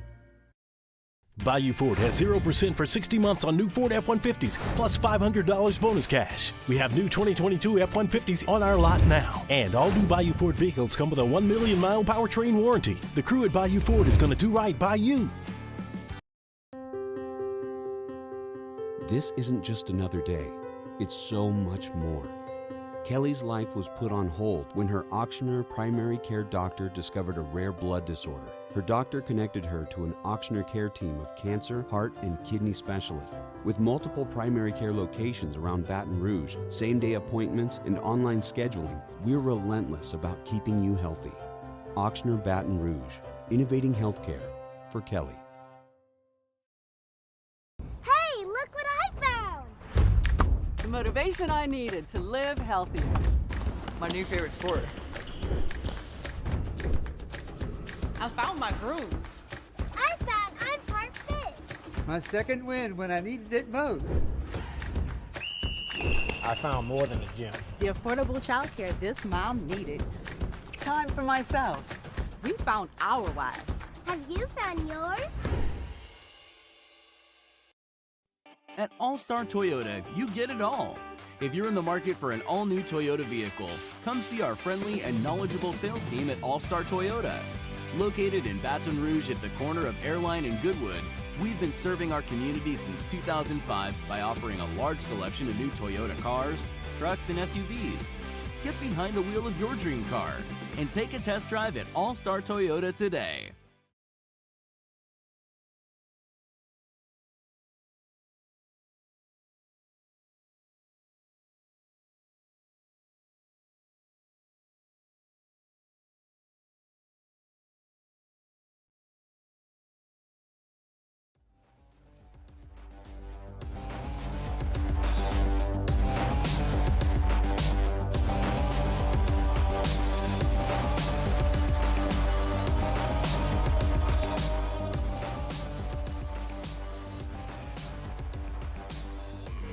After further review with Matt Moscona, presented by Relief Windows. Windows, doors, siding. Call 288-8138 or visit reliefwindows.com. ESPN Baton Rouge, New Orleans, Alexandria. 104.5 ESPN Baton Rouge and the Baton Rouge Clinic bring you the Dreams Come True Radiothon. Dreams Come True is an organization designed to help grant dreams for children with life-threatening illnesses and their families. The Dreams Come True Radiothon is presented today by Complete Collision, Walk-Ons, and Mercedes-Benz of Baton Rouge. Donate today at 104.5 ESPN Baton Rouge. A little bit of breaking news out at LSU, and we will let the LSU social media team take this one. Hello? Simone! I'd like to see a monument out there next to Shaq's for Simone Augustus. He's probably one of the greatest players to ever play the game. Whether he's big or small, work at it every day. Our Hall of Fame committee here voted unanimously to officially put a statue on this campus of you, where you're going to be the first female. I just remember my first session when I decided, like, this is what I wanted to do. Pops was like, you want to be good, you want to be great. Now I was like, I want to be great. LSU's most decorated female athlete remains Baton Rouge native Simone Augustus. Number 33, Simone Augustus! Being from Baton Rouge and being from Louisiana, it means a lot. In Baton Rouge, this is for you. If you didn't garner there, that was Kim Mulkey calling Simone Augustus to let her know that there will be a Simone Augustus statue at LSU. I would presume in front of the basketball facility there where Shaquille O'Neal's statue currently resides. But I don't know that there could be a more deserving female athlete than Simone Augustus. When Simone finished her career at LSU, Skip Ertman, who was then the AD, called her the most important athlete in LSU history. Not female athlete, the most important athlete. And in many respects, I do understand why he would classify it as such. Simone made people here care about women's basketball. And listen, I want to be very clear.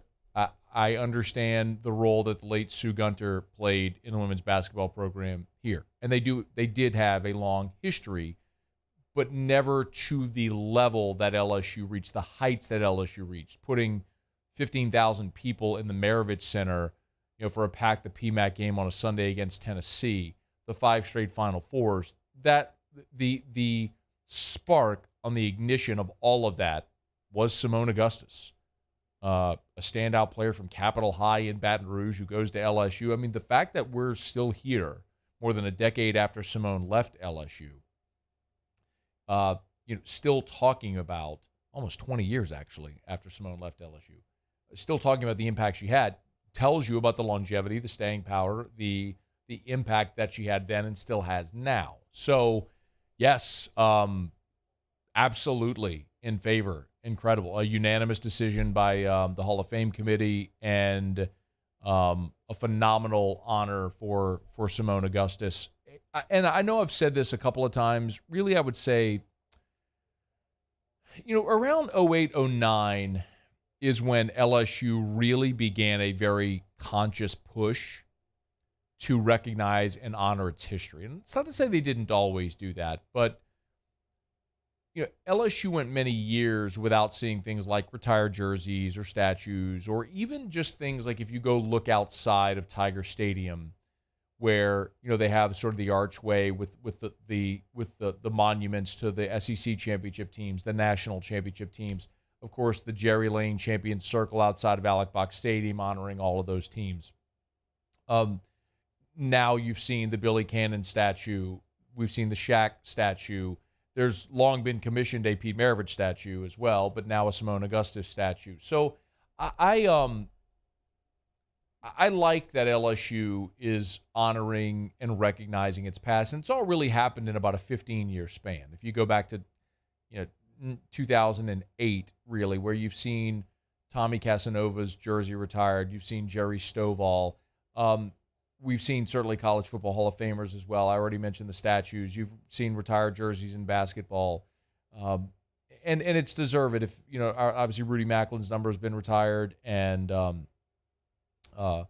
we saw Chris Jackson, Mahmoud Abdul-Rauf's number retired, the Bob Pettit statue, the Shaq statue. I mean, I could go on, and even in baseball, where we've seen Todd Walker and Eddie Furness and Ben McDonald and Skip Bertman, obviously, all of their numbers retired, and all very deservedly. So, in women's basketball with Simone and Sylvia, it's all happened in a relatively short amount of time with respect to LSU's grand history. But they've really started to ramp that up, and I love it because it's a way that future generations will always be aware of the history. Because I never got to watch Billy Cannon play, but when you walk in Tiger Stadium and you see that 20, on the facade there in Tiger Stadium, you ask questions about it. The Billy Cannon statue. I never got to see Bob Pettit play, but you walk into the Maravich Center, you look in the rafters, you see the 50. Generations beyond will recognize it. I did get to see Simone play, and Chris Jackson, Mahmoud play. I did get to see some of these more modern athletes, Shaq play. But when kids, grandkids down the line walk into these venues and see it, they'll be able to recognize and ask questions about it and know the impact they had, which is awesome. So congrats to Simone. Certainly just a much-deserved honor. And excited to see what the statue looks like and, what a time frame is for it. In the release... in the release that was issued by LSU, I'm scanning through it very quickly. This came through in the last hour, but I'm trying to see if there's going to be if there's a date for it. So, of course, it'll join Bob Pettit, Shaq, and Pete Maravich, the statues outside of the Assembly Center on the backside. And by the way, as far as a Maravich statue update, here you go. Already cast, the Maravich statue will be unveiled in the coming months. So we've long asked about that, but apparently it's been cast and it'll be unveiled shortly. I'm just checking very quickly to see if there's anything else. No, okay. If you want, and by the way, there is a link to contribute to the LSU Great Statue Fund, so you can do it through TAF for these in future, I would assume. Athletes. All right, it's After Further Review. We're brought to you by Michelli Weighing and Measurement. Michelli.com. Michelli.com. 75 years in business and still doing business face-to-face despite the way that they've grown. 29 offices across 11 different states. And still to this day, I'll chat with Joel McMullen. He's down in the office, the main office in Harahan. If he's coming up to Baton Rouge for a baseball game or something like that, he'll make a point to stop at all their different clients along the way just to pop in, to say hello, to see what they can help with. It's about that relationship business. It's Michelli Weighing and Measurement. They want to make your business more efficient. If you weigh or measure something, you understand the value, the bottom line value to having proper measurements. And Michelli helps with that. Michelli.com, Michelli.com. ISO 17025 accreditation is available. And, of course, they have their track system as well, where you can get 24/7, 365 access to all of your calibration certificates, which makes you more efficient. It's Michelli Weighing and Measurement, Michelli.com, Michelli.com. I had intended in this segment to talk about Dabo. Maybe I'll have to bump it to tomorrow because what Dabo said late last week is something we didn't get to talk about on Friday that I do want to talk about, which is blowing up the current model of college football. It's a bit of an evergreen topic. It's not going away today or tomorrow or anytime soon, but it is something that I want to talk about. Might have to just wait till tomorrow. So let me knock out our final break here of hour number 3. We'll come back. Jimmy's here. We'll do Otter Locks. Find out what we're betting on tonight. We'll dive into that. We'll save Dabo's rant, which I actually very much agree with, for another day. All right, it's after further review. Final break. Otter Locks is next. Here it's AFR. AFR. AFR is brought to you by Clegg's Nursery. Buy local, shop local. Man, Saturday was so gorgeous. And Drew loves to go for a ride in his wagon. He's got a little push wagon, so I put him in the wagon and I walk him around. So I'm like watching the baseball game on my phone while just walking him around the neighborhood for an hour. But I couldn't help but notice as I walked around the neighborhood how many of my neighbors were in their garden. How many were either pulling weeds or planting flowers or mowing the grass or trimming the hedges, whatever it is. It's just that time. The weather's gorgeous outside. It's the perfect time to get in the garden and just plant something. If you got that clover or weed grass growing up through your lawn, they have the weed cocktail at Clegg's. It can help kill all those weeds, make your lawn full and beautiful. If you want to plant flowers, Clegg's has full greenhouses. They have everything you need, by the bag or by bulk as well, and partner with True Value Hardware Store. Anything you'd find at True Value Hardware Store, you'll also find at Clegg's Nursery. So buy local, shop local, and tell them Matt sent you to Clegg's Nursery. Gulf Coast Bank and Trust is giving our customers the power to bank anywhere, anytime during this challenging event. And we're right there with you. Our mobile banking app is a smart way to manage your money and time. Gulf Coast Bank and Trust, the bank that cares about you. Are you a licensed contractor? There's lots of good contractors in Louisiana doing work the right way, but unfortunately, too many unlicensed contractors are working outside the licensing requirements. Working as a contractor in Louisiana requires a license for the company doing the work. The Louisiana State Licensing Board for Contractors wants to help you get licensed to allow you to conduct work legally. It's not difficult to get the license. We can help you. Go to lacontractor.org for more information. Licensed contractors, it's the law. Gulf Coast Office Products is a nationally recognized Savin office equipment dealer based right here in Louisiana. Over 100 employees strong, Gulf Coast has the boots on the ground to support all vertical markets, from education, engineering, legal, and finance. With the latest in office technology, from desktop to production segment units, Gulf Coast and Savin have the perfect fit for you. Call 225-756-2644. That's 756-2644 for Gulf Coast Office Products. I've been doing business with Luba for 25 years. They're dependable, trustworthy. It's just the attention to detail with our clients. Our folks have years and years of experience. They're highly trained professionals, but many companies have that asset. What I'd like to think makes Luba a bit different is that we use those talents in a way that truly is dedicated to serving the needs of the folks who depend on us. At All-Star Toyota, you get it all. If you're in the market for an all-new Toyota vehicle, come see our friendly and knowledgeable sales team at All-Star Toyota. Located in Baton Rouge at the corner of Airline and Goodwood, we've been serving our community since 2005 by offering a large selection of new Toyota cars, trucks, and SUVs. Get behind the wheel of your dream car and take a test drive at All-Star Toyota today.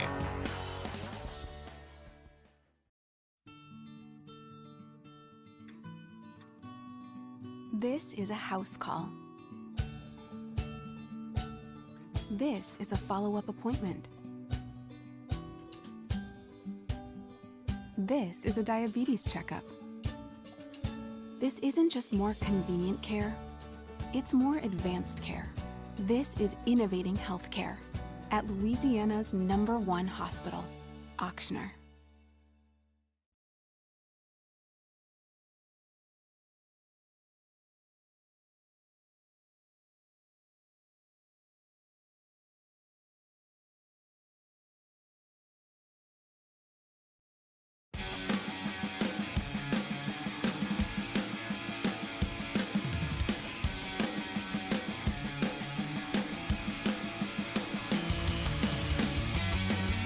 After further review with Matt Moscona, presented by Relief Windows. Windows, doors, siding. Call 288-8138 or visit reliefwindows.com. ESPN Baton Rouge, New Orleans, Alexandria. Down the stretch we come. Final segment here on a Monday edition of AFR, presented by Relief Windows. Windows, doors, siding, Relief Windows, and reliefwindows.com. One thing left to do. Let's find out what we're betting on tonight.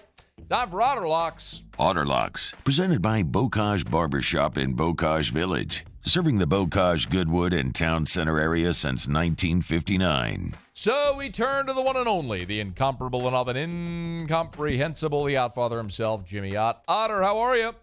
Doing great, man. How about you, buddy? I'm doing really well. So no NBA tonight? What are we betting on? What do we do? MLB. All right. MLB. Yeah! Degenerates rejoice. We got 162 of these. Let's go. Remember last year on opening day, you're crying about an outside pitch called a strike against the Yankees. It's 162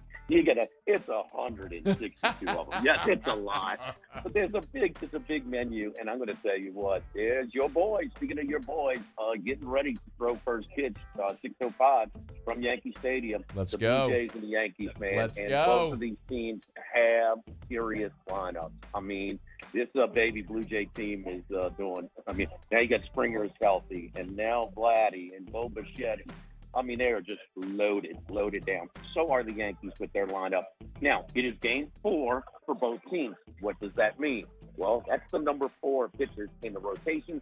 So you're starting to get a little deeper into the rotation now. Keep in mind the abbreviated spring training. These pitchers are not lasting as long. It might be 3 or 4 weeks before we see them, lifted up any type of pitch count. So the pitch count is even shorter than a usual opening season start. Over under is 9. We're going over with the Blue Jays and the Yankees. I like it. And then also in Minnesota, Seattle is one of the more improved teams in baseball this year. Chris Flexen, he's a guy that I rode last year. Let's see how he goes. Pitchers can vary from year to year, but we're going to ride him in an underdog plus money against the Minnesota Twins. Why? Dylan Bundy. Dylan Bundy is still a starting pitcher in Major League Baseball. How? I don't know. But I will continue to pay the gift that keeps on giving. Give me the fade on Dylan Bundy. Give me Seattle and Chris Flexen against the Twins at Target Field. One note. Wait, is that money line or is that the run line? Yes, money line. Money line like plus 15. Plus 15. All right. And one note tonight with the Angels game. Which name is a scratch tonight? Trout. And Mike Trout against the Marlins. So Angels, if you are thinking about that, keep in mind that he will be scratched tonight, the game against the Marlins. Angels 1-3 after their 4-game homestand against the Houston Astros. Alex Bregman, now American League Player of the Week in baseball. Good start for him. What a start for Breggs. Where are you tonight, Otter? Man, me, Hanny, Roscoe, live from Brews Grill in Perkins Row. My buddy Carl Johnson, Louisiana native, he's the sportsbook manager for Beau Rivage. He's going to let us know about this little 11-teamer that hit down there this past weekend. And also Troy Macker from Bet Rivers, recapping the Masters and letting us know where all the action was in tournament and all that. Tiger Woods and, just the green jacket for the Hook 'em Horns, Scotty Scheffler, man. He's on fire. Game Time with Jimmy Ott follows us in Baton Rouge. If you're not in Baton Rouge, online at 1045ESPN.com or the Game Time with Jimmy Ott Facebook page. Thank you, Otter. Thank you, brother. Appreciate it. All right, man. Be well. We're brought to you by South Point Volkswagen, southpointvw.com. New and certified pre-owned in Baton Rouge and online at southpointvw.com. 9 IIHS top safety picks. I say it over and over again. Every time you sit behind the wheel of a Volkswagen, you have the peace of mind knowing you're driving one of the safest vehicles on the road. Why I drive a Volkswagen. It's why Erica drives a Volkswagen. It's why so many people, aside from the style, feel, performance, and luxury, and the great cost, drive a Volkswagen. South Point Volkswagen is Louisiana's largest volume Volkswagen dealer. Airline just north of Highland or southpointvw.com. South Point Volkswagen, what's your direction? Muse, what'd you learn today? The 8 Eric Reyzelman toe taps, that was on purpose. It was intentional. It's so good. Paulie, what'd you learn today? Reyzelman has not hit 100 yet. What'd you learn, Matt? True. Simone's getting a statue. Could not be more deserving. Congrats to Simone Augustus. Muse, Paulie, thanks so much. Have a great night. We'll see you tomorrow at 3. AFR. Getting on down the road, we remind you about Shawbill's Tire and Auto Service, ShawbillsTire.com, bumper-to-bumper auto service, and name brand tires at wholesale prices. That is Shawbill's. One of the things I tell you all the time is that Shawbill's is going to sell you name brand tires at wholesale prices. And they're going to find the most creative ways to get you the best price possible. And, of course, they treat you like family. And that's one of the things that really differentiates Shawbill's, is when someone treats you like family in an era where customer service is so far gone in some areas. Shawbill's is a shining light. ShawbillsTire.com. But let's talk price. So go to the website, ShawbillsTire.com. Hit the promotions tab right there on the homepage, and you can see all of the different promotions they have. If you need tires right now, Shawbill's will sell you the best tires on the road at the cheapest price possible. ShawbillsTire.com. To find more, to find the location nearest you, ShawbillsTire.com. Shawbill's, where we keep you rolling. I've been doing business with Luba for 25 years. They're dependable, trustworthy. It's just the attention to detail with our clients. Our folks have years and years of experience. They're highly trained professionals, but many companies have that asset. What I'd like to think makes Luba a bit different is that we use those talents in a way that truly is dedicated to serving the needs of the folks who depend on us. Each year, Guarantee Media hosts a radiothon to benefit Dreams Come True. And this year, we need your help more than ever. We've interviewed these incredible kids, and each and every one of their stories brings tears to our eyes. To have a dream granted means more to these families than you'll ever know. And it wouldn't be possible without your help. Dreams Come True has been hit hard by the events of the past year. So we ask for your support in helping this incredible cause. Our Dreams Come True radiothon is powered by the Baton Rouge Clinic. Visit GuaranteeMedia.com to pledge your support today. There it is, the extra mile, on the border of expected and extraordinary, for those willing to go further, like vans customized for work or play, with safety and tech to keep you connected, supported by a 5-star sales, service, and finance team, and backed by the 1-star you know. So go the extra mile. It's never crowded, because so few have what it takes to go there. Mercedes-Benz Vans. ServiceMaster Elite create clean, disinfected work environments. As a local business, we take pride in serving the New Orleans and Baton Rouge areas. Our cleaning protocols follow CDC and OSHA standards for healthcare settings, offices, senior living, restaurants, and industrial plants. Contact ServiceMaster Elite to get your operation ready for reopening with germ disinfection cleaning. ServiceMaster Elite, the trusted choice in professional cleaning since 1996. Eli's always been into grilling. It took us a while to see it, but the signs were there. What are you doing, Eli? I knew grilling was my thing. I have been talking about it throughout my career. Happy with the results? I am. Got the new grill from barbecueguys.com. It performed great. My advice, as I always told my boys, do more of what you were born to do. Barbecue Guys, for those who were born to grill.